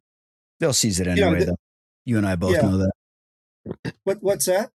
I said they'll seize it anyway, and you and I both know that. If there's a time where they're attempting to seize or raid your house, they are taking everything off of your property. They do not care. Yeah, but I got a lot more leverage if something's not an MBTA bird. I got leverage also, and it's a lever action. You know what I'm saying? Ruby Ridge. No, I'm just kidding. The lesson from Ruby Ridge is to put your gun down and go hire a lawyer. The lesson from Ruby Ridge is to have more strategic, defensive tactics. Anyway, all right. And longer range. I think that. Just kidding, government that's listening. I'm just joking. I think that less government oversight of me and my hawks is a good thing. Personally. But Geoff, that would just be if you wanted to have a breeding operation. The second you take the bird out hunting, it now has to go into a falconry license that's subject to all the rest of the BS. Well, that's fine. That is true. Okay. Let me just speak from the state of Nevada, just as an example. Jackrabbits are a non-game animal, just like rats and mice and starlings and all that. So I wouldn't need a falconry license to go hunt jackrabbits with an albitus goshawk. But if I wanted to go chase a duck or a pheasant or whatever, I would need to have a falconry permit, but I still would not need to put my albitus goshawk as a bird on that falconry permit. I just needed the falconry permit. Same is true when I was in Washington. I could hunt with a non-migratory bird treaty act bird as long as I had a falconry permit. But in Washington with my falconry permit, not only did I not have to, but I absolutely could not put birds that are not protected by the Migratory Bird Treaty Act onto my falconry permit. Like I wouldn't do a 3186A transfer. Oh, interesting. Yeah, because I guess the East is just more strict in those states. Because any bird, if you want to Eurasian eagle owl, if you want to hunt with it, it has to go on your falconry license. Well, that's a state by state thing. Yeah, right. Exactly. Yeah. So Yeah, that's very interesting. That's pretty good. I mean, but when a game warden stops you, it's going to be like a friggin' mess trying to explain what's going on and the rules, and then he's just going to pull his gun out and start shooting. Like it's going to be nuts. You know, a guy out there walking around with a giant white Siberian bird just killing jackrabbits. There's no way he's going to walk out there with those shiny shoes and not try to get you for something, especially if like you're like, I don't need anything for what I'm doing right now. So you can, you know. I haven't had any interactions with game wardens since I moved to Nevada, but in Washington, we were really lucky. Okay. One of the, he retired about 5 or 6 years ago, but one of the most highly placed enforcement guys in the game department enforcement, was a falconer. And he made nice. Sure that like he would hold workshops on a regular basis to educate the other game wardens on how to handle falconry. So that's cool. I did run into a short one, and it consisted of "Leave us alone." Yeah, that'd be nice. You see, if you see somebody with a bird of prey in the field, the protocol is now to just drive away. Just turn around and go the other direction. Go look for a deer hunter. It wasn't quite to that level, but I did have a game warden come out and talk to me while I was hunting when I was in the Seattle area, and it was a great interaction. Like we were saying earlier, you know, he was there to try and catch me doing something wrong, but we had a nice professional conversation, and you know, the only issue he had, I had left my hunting license in the truck because I was more worried about dropping it in the field than getting asked for it by the fish cops. But he walked me back to my truck. I showed him my license. He said, okay, you know, next time carry it in the field. I said I would, even though I didn't. I still left it in the truck every time I went out. But then he wanted to pose for a selfie with my hawk for his daughter. Yeah, and if you had an albitus and it was off the list, you could charge him for that selfie. See, now you're thinking, Casey. There's a reason why we want him off the list. $20 a pop.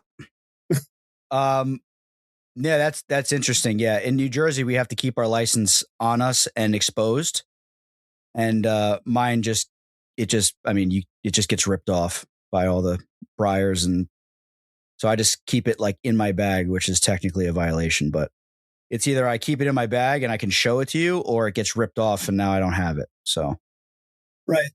But I haven't been asked for it in a while. Which is 2 violations instead of 1, right? Exactly. Yeah, exactly. And then, if you run into one, though, you got to make sure you reach in your bag as quick as you can and jerk your license out. Those videos are so funny. And it's like when the game warden asks for your fishing license and he like goes in his pants and then pulls it out like super fast, like it's a gun. Those are the funniest. To make their job easier. I'm trying to speed up the process. Also, just for the audience, because I ran into this and I was not charged with this, thankfully, because my wife was able to dismantle our entire house to find it and send me a picture of it.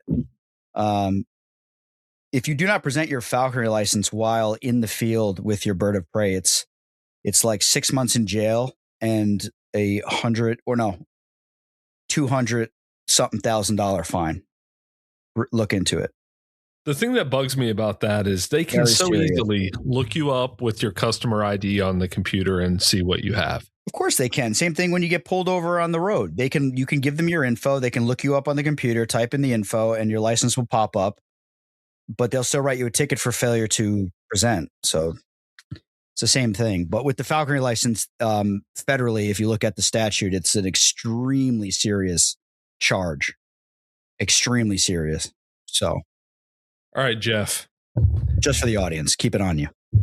Keep that thing on your license. Keep that thing on you. Yeah. Geoff, while we're on the subject of legality, let's talk eagles. So you were able to give us some context that no one else has about the current state of eagles and their legal take in America. Well, I think Al Frank actually gave a much better take of the current state than I was able to in the document that I sent you. Well, you said some things in it that I thought were particularly interesting. So you said that there was a I'm trying to pull up the note. You'd found there was a time where no eagles were allowed, and then an individual got eagles permitted. Yeah, and I want to give credit to that individual because I think he deserves it. His name's Dan McCarran. Is that the same? Wait, is that the same guy that trapped the albitus? Yeah, same guy. This guy's awesome. Other than not keeping the albitus, but we definitely got to talk to Dan. Yeah, we got to get Dan. Dan McCarran, resident of Rock Springs, Wyoming, where they actually do the gathering of eagles, I believe, most of the time. Yeah, he has not lived in Rock Springs for over 10 years, but that was where he lived at the time. And Dan was not the first American falconer to work with eagles, but he was the first one to work with eagles after the Bald and Golden Eagle Protection Act was passed to give eagles the extra level of protection that they've got.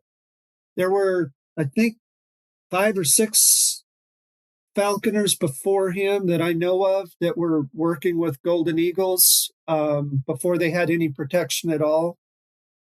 And even as recently as about 20 years ago, I would occasionally hear about somebody who had a pre-act eagle, meaning it was brought into captivity before the eagles were protected.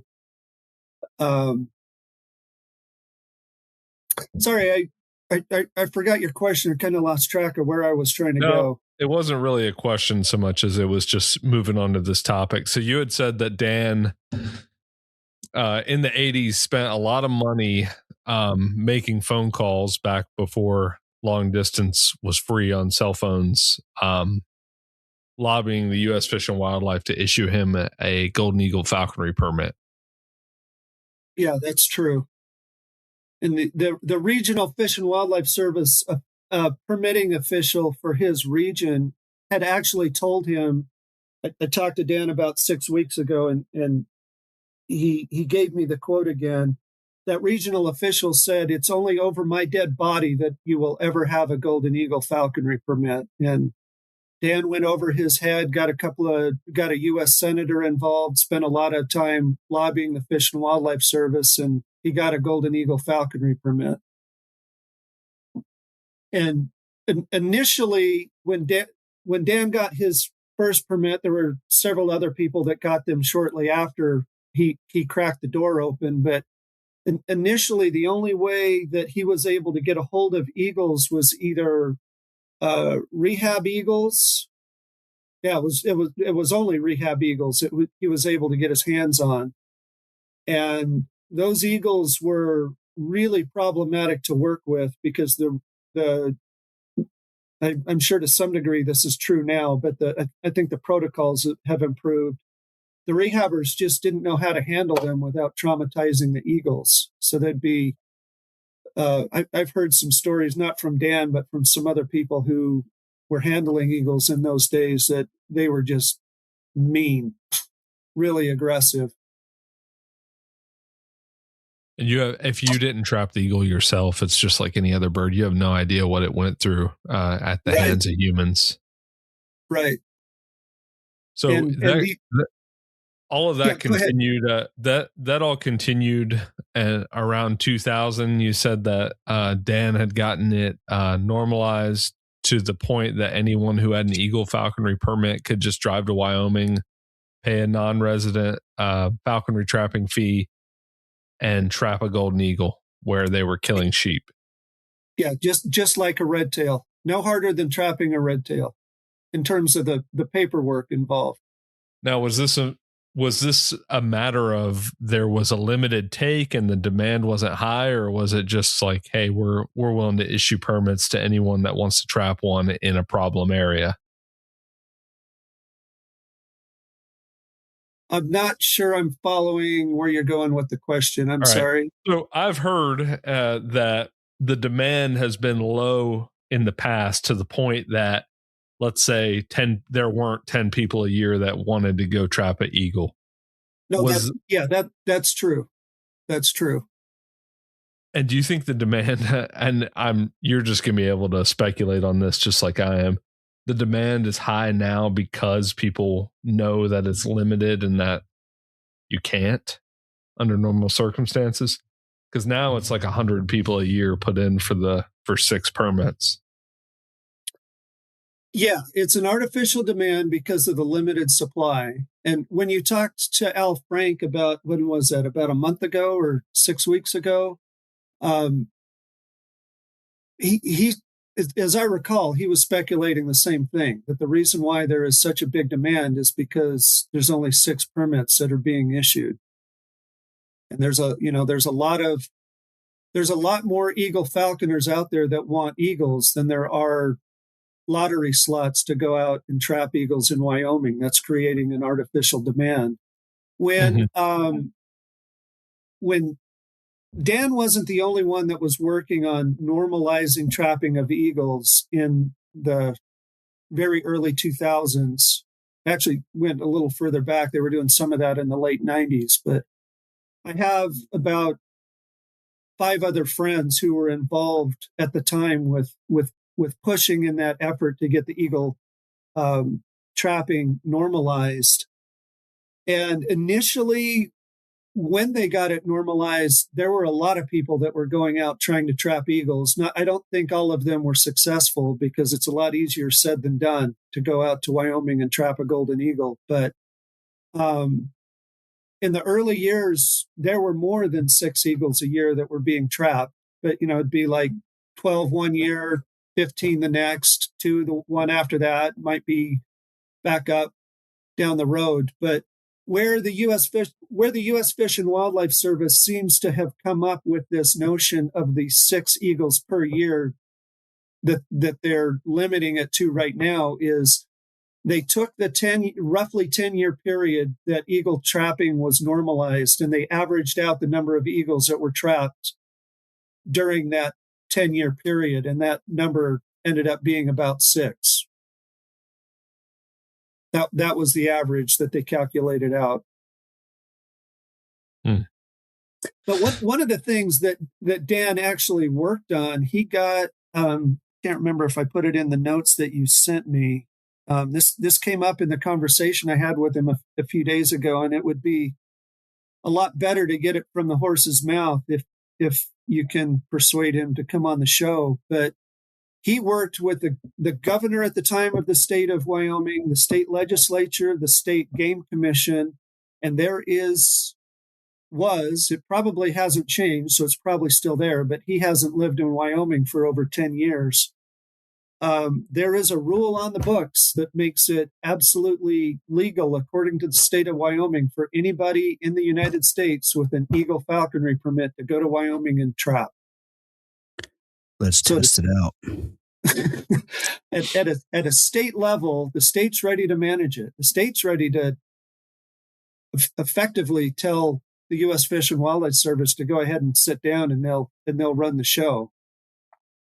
Now, it is still a legal hurdle to get the U.S. Fish and Wildlife Service to agree to just turn it all over to the state of Wyoming, but they had done that 25 years ago. They had done that. I think, we wouldn't really be able to test it out because it's still federally managed. So that is correct. Yeah. So the state would be like, yeah, we got no problem with it. And then you just get like slammed on the hood of the Fed vehicle. The real problem that got us into the situation that we're in right now is that in 2008, now the eagle trapping, when it was normalized, like I said, anybody could pay for a non-resident falconry trapping permit if they had an eagle endorsement, but they were still restricted to trapping eagles during lambing season, because that's when the agricultural problems were happening with the eagles that were killing sheep.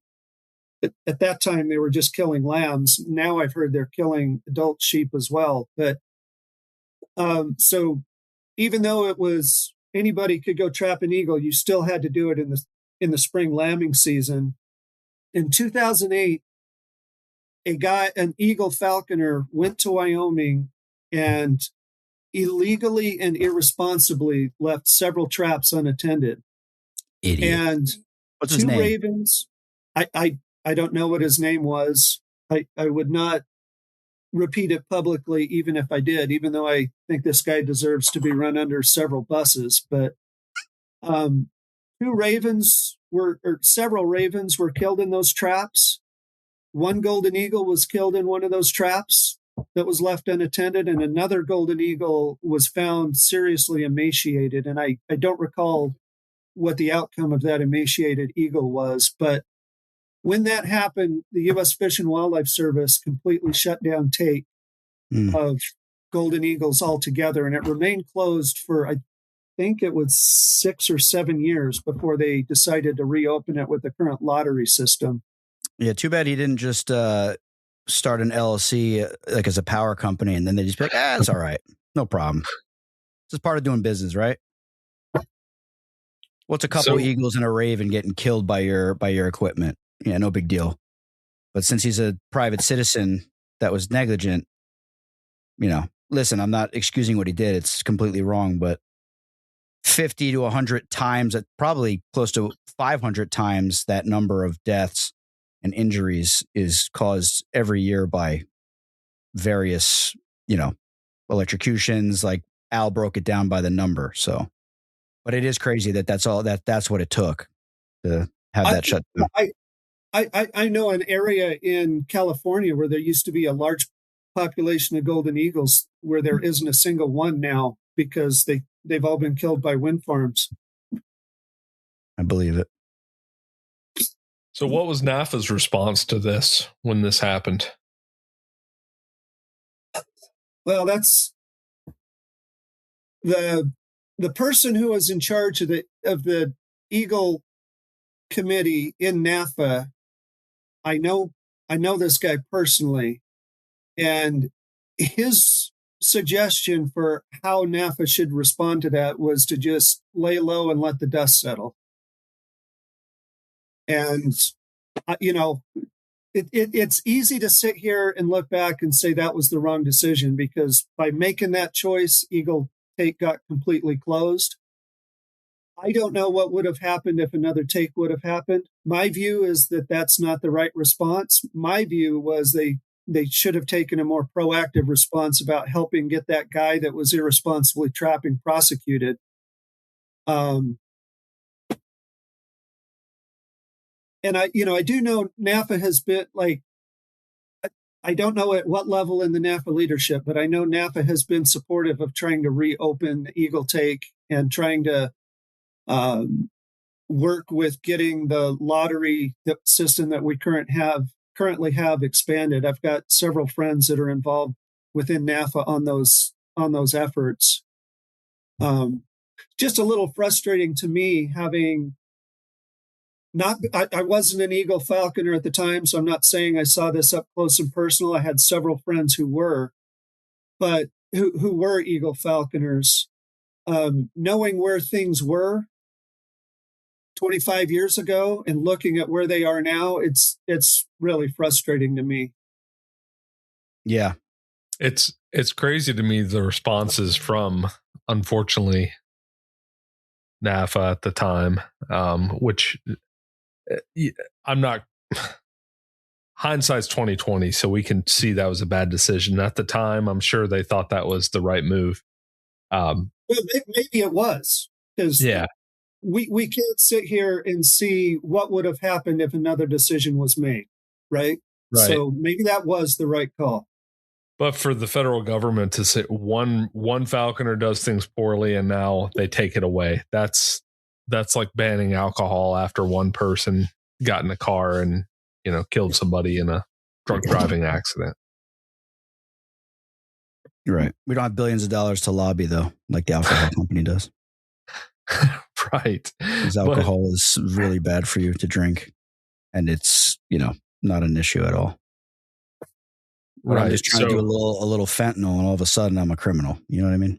Exactly. We need big Fent. We need big Fent to start live. So yeah, we should thank string you, this guy up. Casey. So, Geoff, give it. All right. Let's send us after the show the guy's name so we can publicly. I don't know the name. He might have kidding. been on Fent when that happened, Casey. Maybe he was Either on way, Fent, and it all he comes did down something to stupid, and maybe he it was a long affected all winger, and that's falconers why. Sorry, thereafter. So I'm just trying to make more stupid jokes. If he was a long winger back then, then maybe NAFA tried to protect him by not. Yeah, imagine if that was a peregrine falcon that died in the trap. NAFA would have started like an IRA style militia. Physically fighting back against the government. Yeah, you never know. But no, yeah, they should have. And I think most PR firms, when stuff like that happens, tells like their go-to move is to just let it blow over, because a lot of times it does. But I think in that situation, it played against us by allowing one bad egg to spoil the omelet, as they say. Well, I think at the very least, I wish NAFA would have been more proactive about trying to push to keep the take open instead of just letting it close completely forget how long it was completely closed. I think it was 6 or 7 years before they started reissuing trapping permits. Okay. So when they reopened it, that's when the whole 6 limit came in. Right. That's when the lottery was applied, is when they reopened it. But I don't think it's even a guaranteed 6, is it? It's up to 6? It's up to 6. Yeah. What does that mean? Like landowner access or? Well, there's a few things about the new system that came up after they reopened it that I think are really egregious. And some of them could be very easily addressed. Like, for example, prior to the closure, I don't know the details of where geographically within the state of Wyoming you were limited to take. I'm pretty sure, as I understand it, take was never open statewide. You still had to take in the regions where there was a depredation problem with golden eagles killing lambs. But it was not but the current system is the U.S. Fish and Wildlife Service will issue a depredation permit to an individual ranch, and then the falconer that's drawn out of the lottery goes and traps on that individual ranch. They can't trap even 1 foot outside of that ranch. Now, you guys being East Coast guys, you may not really be familiar with what the topography of these ranches are. Some of these ranches in Wyoming are hundreds of square miles. Some of them are a lot smaller. One friend of mine, the last time he went out to go, he got drawn to go trap a golden eagle a few years ago. And the ranch that he drew out for was a ranch in Utah that was actually a town I was really familiar with from when I used to live there. The ranch was 1 square mile. He couldn't trap outside of that 1 square mile. That's kind of like if you were given a trapping permit to trap a problem redtail, and you had to trap it in somebody's front yard in a neighborhood. That's about the equivalent of, trying to trap the problem eagle on 1 square mile, because those things just cover tons of huge areas of landscape. Yeah, that's now that you mention it in that context, it adds a much bigger limitation even after you get drawn. Yeah. And then you're not just you're not going to the beach to trap a peregrine or something, or up on a ridge. Now you got to figure out how to get around all that. So you either have to hope that the ranch owner is thinks what you're doing is cool and helps you get around, or you got to bring equipment or horses or ATVs and camping equipment or whatever. It sounds like it's a huge undertaking to just get there and get set up.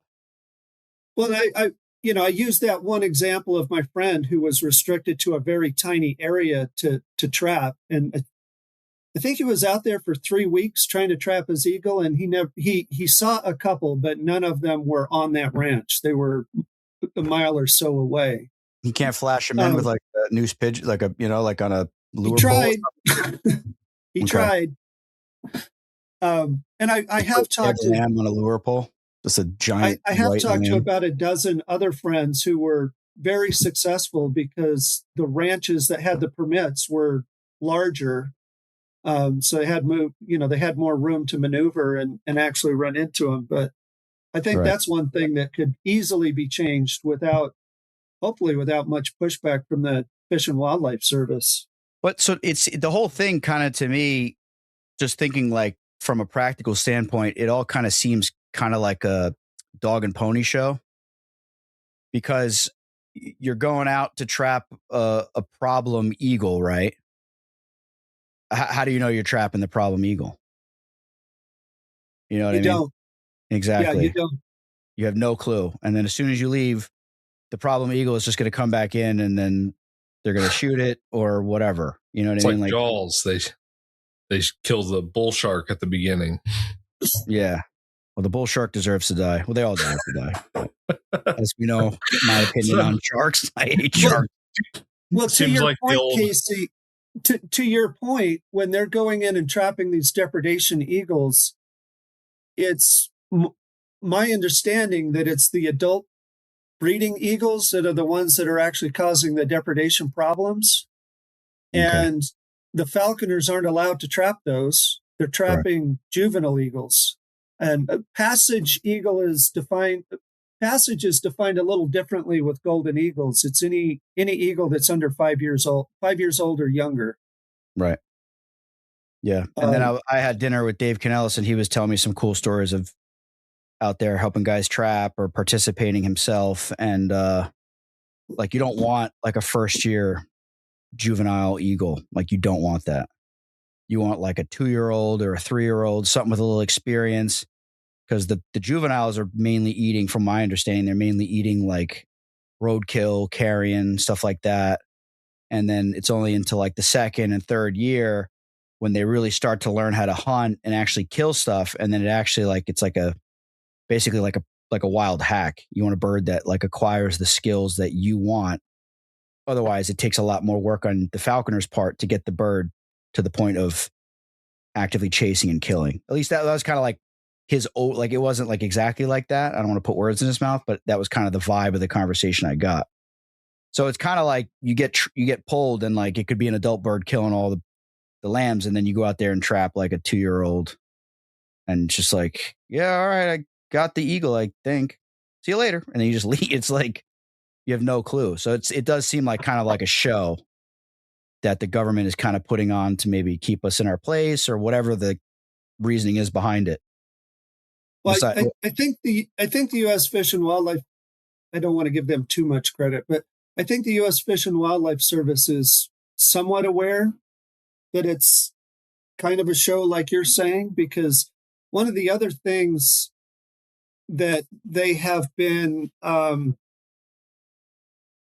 don't know how much of it is like a requirement, but I know my friend that I was talking about that was going out to Utah to trap on that little tiny ranch, and he never successfully got one, by the way.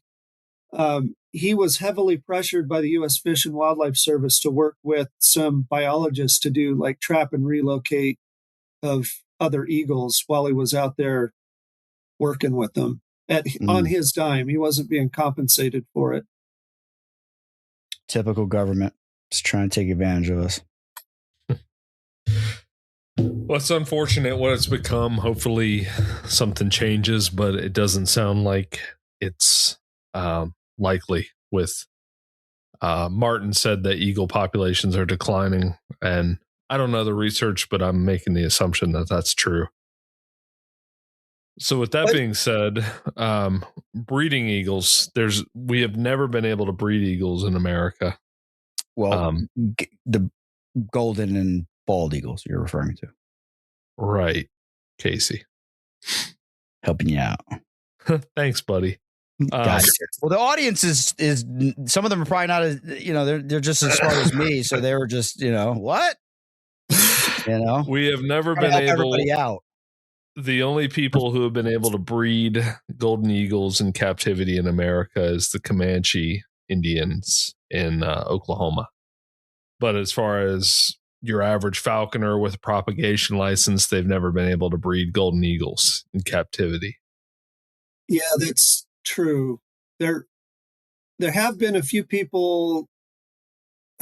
I don't recall how far they've got. There were a few people that had pre-act eagles that didn't have any legal protections on them that were talking about doing something breeding wise. I remember talking to a guy that was trying to get semen out of a golden eagle so that he could inseminate a Harris hawk and make golden eagle Harris hawk hybrids. But yeah, you're right. Nobody with a propagation permit can go pick up golden eagles and breed them on their permit at the moment. And we have had a few guests that in the know tell us what the rationale behind it is. I think most recently, the one that comes to mind was that it would be a hard sell to allow people to monetize wildlife further. We all know breeding eagles would not be a money-making venture. It would be very costly for a couple chicks per year. If that was the only rationale for why the Fish and Wildlife Service wanted to block breeders from breeding golden eagles, it'd be real simple for them to put a rider on my propagation permit, say they could add a clause to it that says you're not allowed to sell the progeny of golden eagles that you breed. You could breed them and give them away, but you can't sell them. Yeah. Yeah, it seems common sense to me. Which would be stupid. I mean, the whole concept of saying there's a problem with that monetization is stupid 6 ways to Sunday. Those are all arguments that are real easy to shoot holes in. But what about the timber industry? What about, there's endless, the fishing industry. There's tons of monetization of the natural world and wildlife. In this, when Steve Lehman and I were going up against the state of Washington to try and stop them from preventing us from breeding birds that were taken from the wild in Washington, that was all based on money. And Steve made a beautiful argument that completely shut the state's point of view down by saying, you want us to make money on this because the more money we make on this, the more Washington birds we're breeding, and the more there's a genetic bank from those birds that you can release back into the wild, using the peregrine fund as an example. Yeah. Very good point. Well, they call that the glass arc in the reptile and fish industry, is that, like radiated tortoises that I have, they're an endangered species. You can't take them from the wild in Madagascar, but there's thousands and thousands of them in captivity in America and Europe and Asia. And so there's no danger of them going extinct because of that. Right. So it's really, I so far I have not heard an acceptable answer as to why we can't breed golden eagles. I know what they say, but none of that rings true to me. Yeah, I would agree. What about that? And why can't we import them captive born with the right paperwork? Well, that dives into a whole nother topic. You want to jump over there? Yeah, let's get into it. All right. So I have a lot of insight into the why can't we import birds, largely because before I got involved in falconry in the early 90s, I was absolutely obsessed with parrots. And I never acted on that obsession, but I used to daydream a lot about it. I was reading a lot of magazines, paying attention to a lot of the talk. And in the late 80s and early 90s, there was a lot of concern about wild populations of parrots, primarily in a few African countries, but there were some other places where it was an issue too, being absolutely obliterated by the American and European trade in pet parrots, because these corrupt governments, well, yeah, I'll roll with the word corrupt. These corrupt governments would use trapping of wild parrots for the pet industry as an income stream for their cash-strapped countries. And in response to that, in 1992, the U.S. Congress passed the Wild Bird Conservation Act, which made it really, which laid down a lot of restrictions for importing birds into the United States. And when they passed that act, there were basically 4 loopholes, I guess is the right word, for ways that you can import birds. One of those loopholes was you can import species under, so one of those loopholes is there's a list of species that are completely exempt from that act. And once that act got passed, I have spoken to a few different people that were involved in NAFA leadership at the time that had said they got completely misled by Fish and Wildlife Service, because NAFA was watching this. NAFA was worried it would affect being able to import birds of prey for falconry. And the NAFA leadership that was involved with keeping an eye on this was told by the Fish and Wildlife Service not to worry. We're not worried about raptors. We're just protecting parrots. And so they kind of took their, I don't know if it's right to say they took their eye off the ball, but they just accepted that as what was going to happen. And when the final regulations dropped out, the only raptor that was exempt from the list, meaning you can import it without needing any Wild Bird Conservation Act permit, is the European buzzard. And I actually know somebody who took advantage of that and imported a European buzzard about 10 years ago because she could. The other loophole, the main loophole that most of the falconry birds have been brought in on is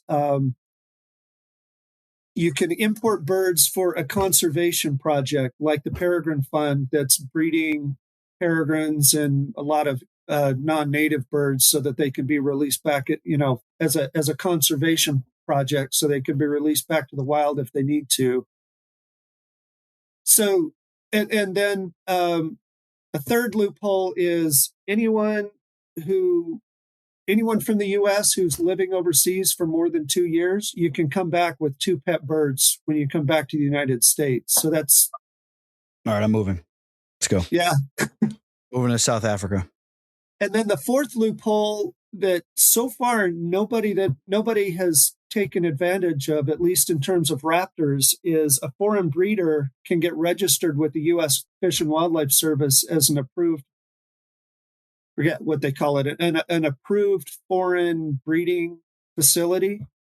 And then once that approval has happened, those guys can sell directly to the United States. Why can't we just work something out like that? I don't understand. No one's thought of that? No one's tried that? So far, nobody's wanted to try it. I'm going to try it right now. Not easy. But the main one that people are using to import birds is to form a breeding co-op. And actually, a fairly good friend of mine, right after the Wild Bird Conservation Act was passed, he wanted to bring in some Finnish goshawks, and this guy's name's Dan, not Dan McCarran, a different Dan, but that guy is just an absolute force to be reckoned with. If he ever sets his mind to doing something, you just get the hell out of his way because you're going to get bowled over.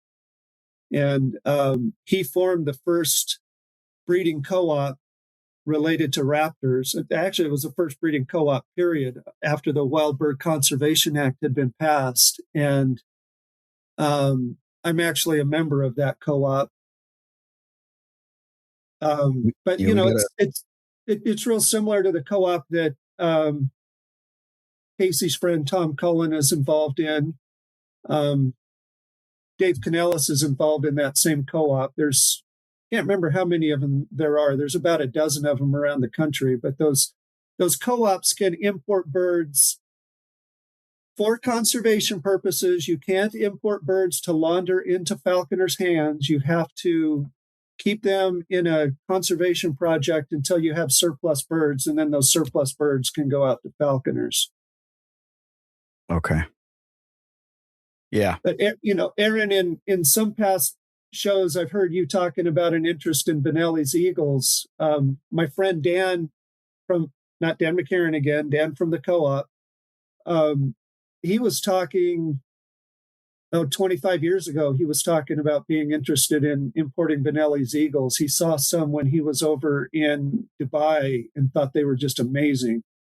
Thought they'd make a great falconry bird. And I don't know why he never did it. He had the money, he had the resources, he had the determination, but he got distracted by others. Are there? There are some here, yeah. There's a female. There's a female about 25 minutes away from my house. And I was not aware of this. The Comanches bred them last year. They offered some for sale. I'm not sure where they ended up, but they were $20,000 a piece. I certainly don't have the money for that, but to me, they seem like they barter with them. I think we could barter something. Oh boy. They seem to me like they may be the best eagle for the game we have. It's everybody wants a small tiercel golden eagle. The females are the size of a small tiercel. Yeah. I was talking with Tom about that eagle, about the Benellis. We were talking about it the other day. I'm not gonna, whatever. I declined anyway, but the female, she's like 2,700 grams or something like that, or bigger. To take jacks, God, could you ask for better size? And then there's you just go on YouTube and type in Benelli's eagle falconry hunting, and they're catching gray squirrels. They're hunting from a soar, taking hair. I mean, they're a friggin' awesome bird. I mean, they would be perfect. You know what I mean, for a lot of different quarries. The people I've talked to that have handled them have described them as being like a giant Harris hawk in terms of disposition and also in terms of a lot of their proportions. It sounds like It would be great if those could get down to Albitus Goshawk prices. But when do you mean? When current Albitus prices? Okay. When Albitus not when they were $10,000. Yeah, when they were first brought in, they were $20,000 a piece. Yeah. I would have no interest in flying a $20,000 bird with my current income level. If I had the money, I would spend it and fly one. Yeah. If my income was higher, I absolutely would, but current income, absolutely not. Man. All right. There's got to be a way around this. There's got to be a way to get them to do this somehow. Yeah. So that's kind of the hope with the podcast. Well, at least this conversation is that this encourages people to work on this, because these are big issues that affect all falconers, even if you have zero interest in flying an exotic eagle or a golden eagle. I think it would be in all falconers' best interest to make these things happen, whether it's the increased take of wild golden eagles or the easier importing or the ability to breed whatever birds of prey we want with the right license. Yeah. I completely agree. I never understand the mentality of somebody that says, what do I care about normalizing peregrine take? I'm never going to fly a peregrine. Yeah, that's still. Well, our take on that, because we were kind of, I don't know, we thought, what's the big deal to some degree. Of course, I thought normalizing the take would be a good thing. But I will say, and we said this actually on the last episode with you, was that we didn't get into it, but peregrines are very accessible. Yeah. You could buy peregrines very easily if you want to buy one. If you want a wild one, you can absolutely get a permit in a state to go trap one. You may not be able to trap one in the state you live in, but you could absolutely go to another state and do it. Yeah. Or even possess one, like my state. Yeah. You can't even possess but you can't, like, you can't snap your fingers and go get a golden eagle. Yeah. Yeah. They're working on it. NAFA's going to work on it. Yep, they're on it. Don't hear us wrong. We do think the open take of peregrines is a good thing. The normalized take of them, that is.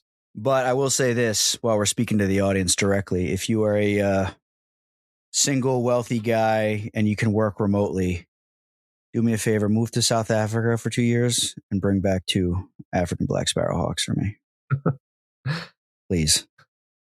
Please, he's begging you. What was that last guest from South Africa with the leopards? What was his name? Gavin.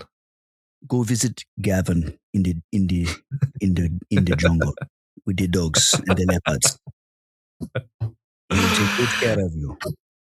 Absolutely. When you had Gavin on, I kept looking at my phone thinking, I don't really want to spend 2 hours listening to how this guy's hunting leopards with dogs. And I just I couldn't skip to something else. It just fascinated me listening to him.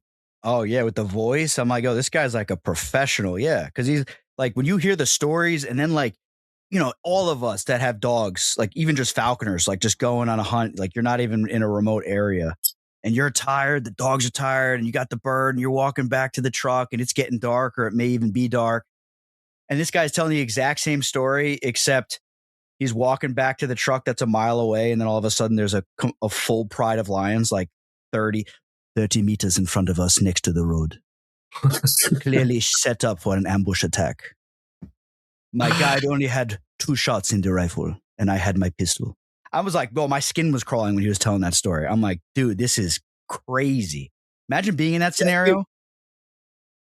He was very compelling. The subject matter, not something I was interested in, but I was really glad I ended up listening to him. Yeah, that's a lot of our episodes where like people you see like some episodes do better and the falconry ones blow up and then some of the other ones don't. But like if you just give it a chance, like there's a reason why they're coming on the show. Like we're not just getting random people for no reason. You know, we're getting people that are interesting, people that are doing really cool stuff. We did a little homework to figure out why they're on our show. You know what I mean? And what's the other one from Australia? Friend of the show. We still have to do a follow. We got to get Tony and his brother back on. And obviously the whole highlight was just him sending me videos of cats just getting shot with 50 cals. And I was just like, I got those saved and hearted, like, you know, like favorites in my videos. Yeah. And every now and then I watch them late at night when I'm lonely and they give me comfort. So Geoff, thank you for coming on. I told you we had more to talk about. We're at 2 hours and 13 minutes. I was wondering why we were going to do a whole episode for a few more conversations, but no, the subject matter and your expertise, I think we covered a lot. We got a lot done. Very interesting. I mean, I learned as much on this one, more, you know, like both episodes are so valid. So thank you again for coming back on. We covered a lot. Absolutely. All right, Geoff. We'll have you on for part 3, maybe next week. Yeah. 3 days. Awesome.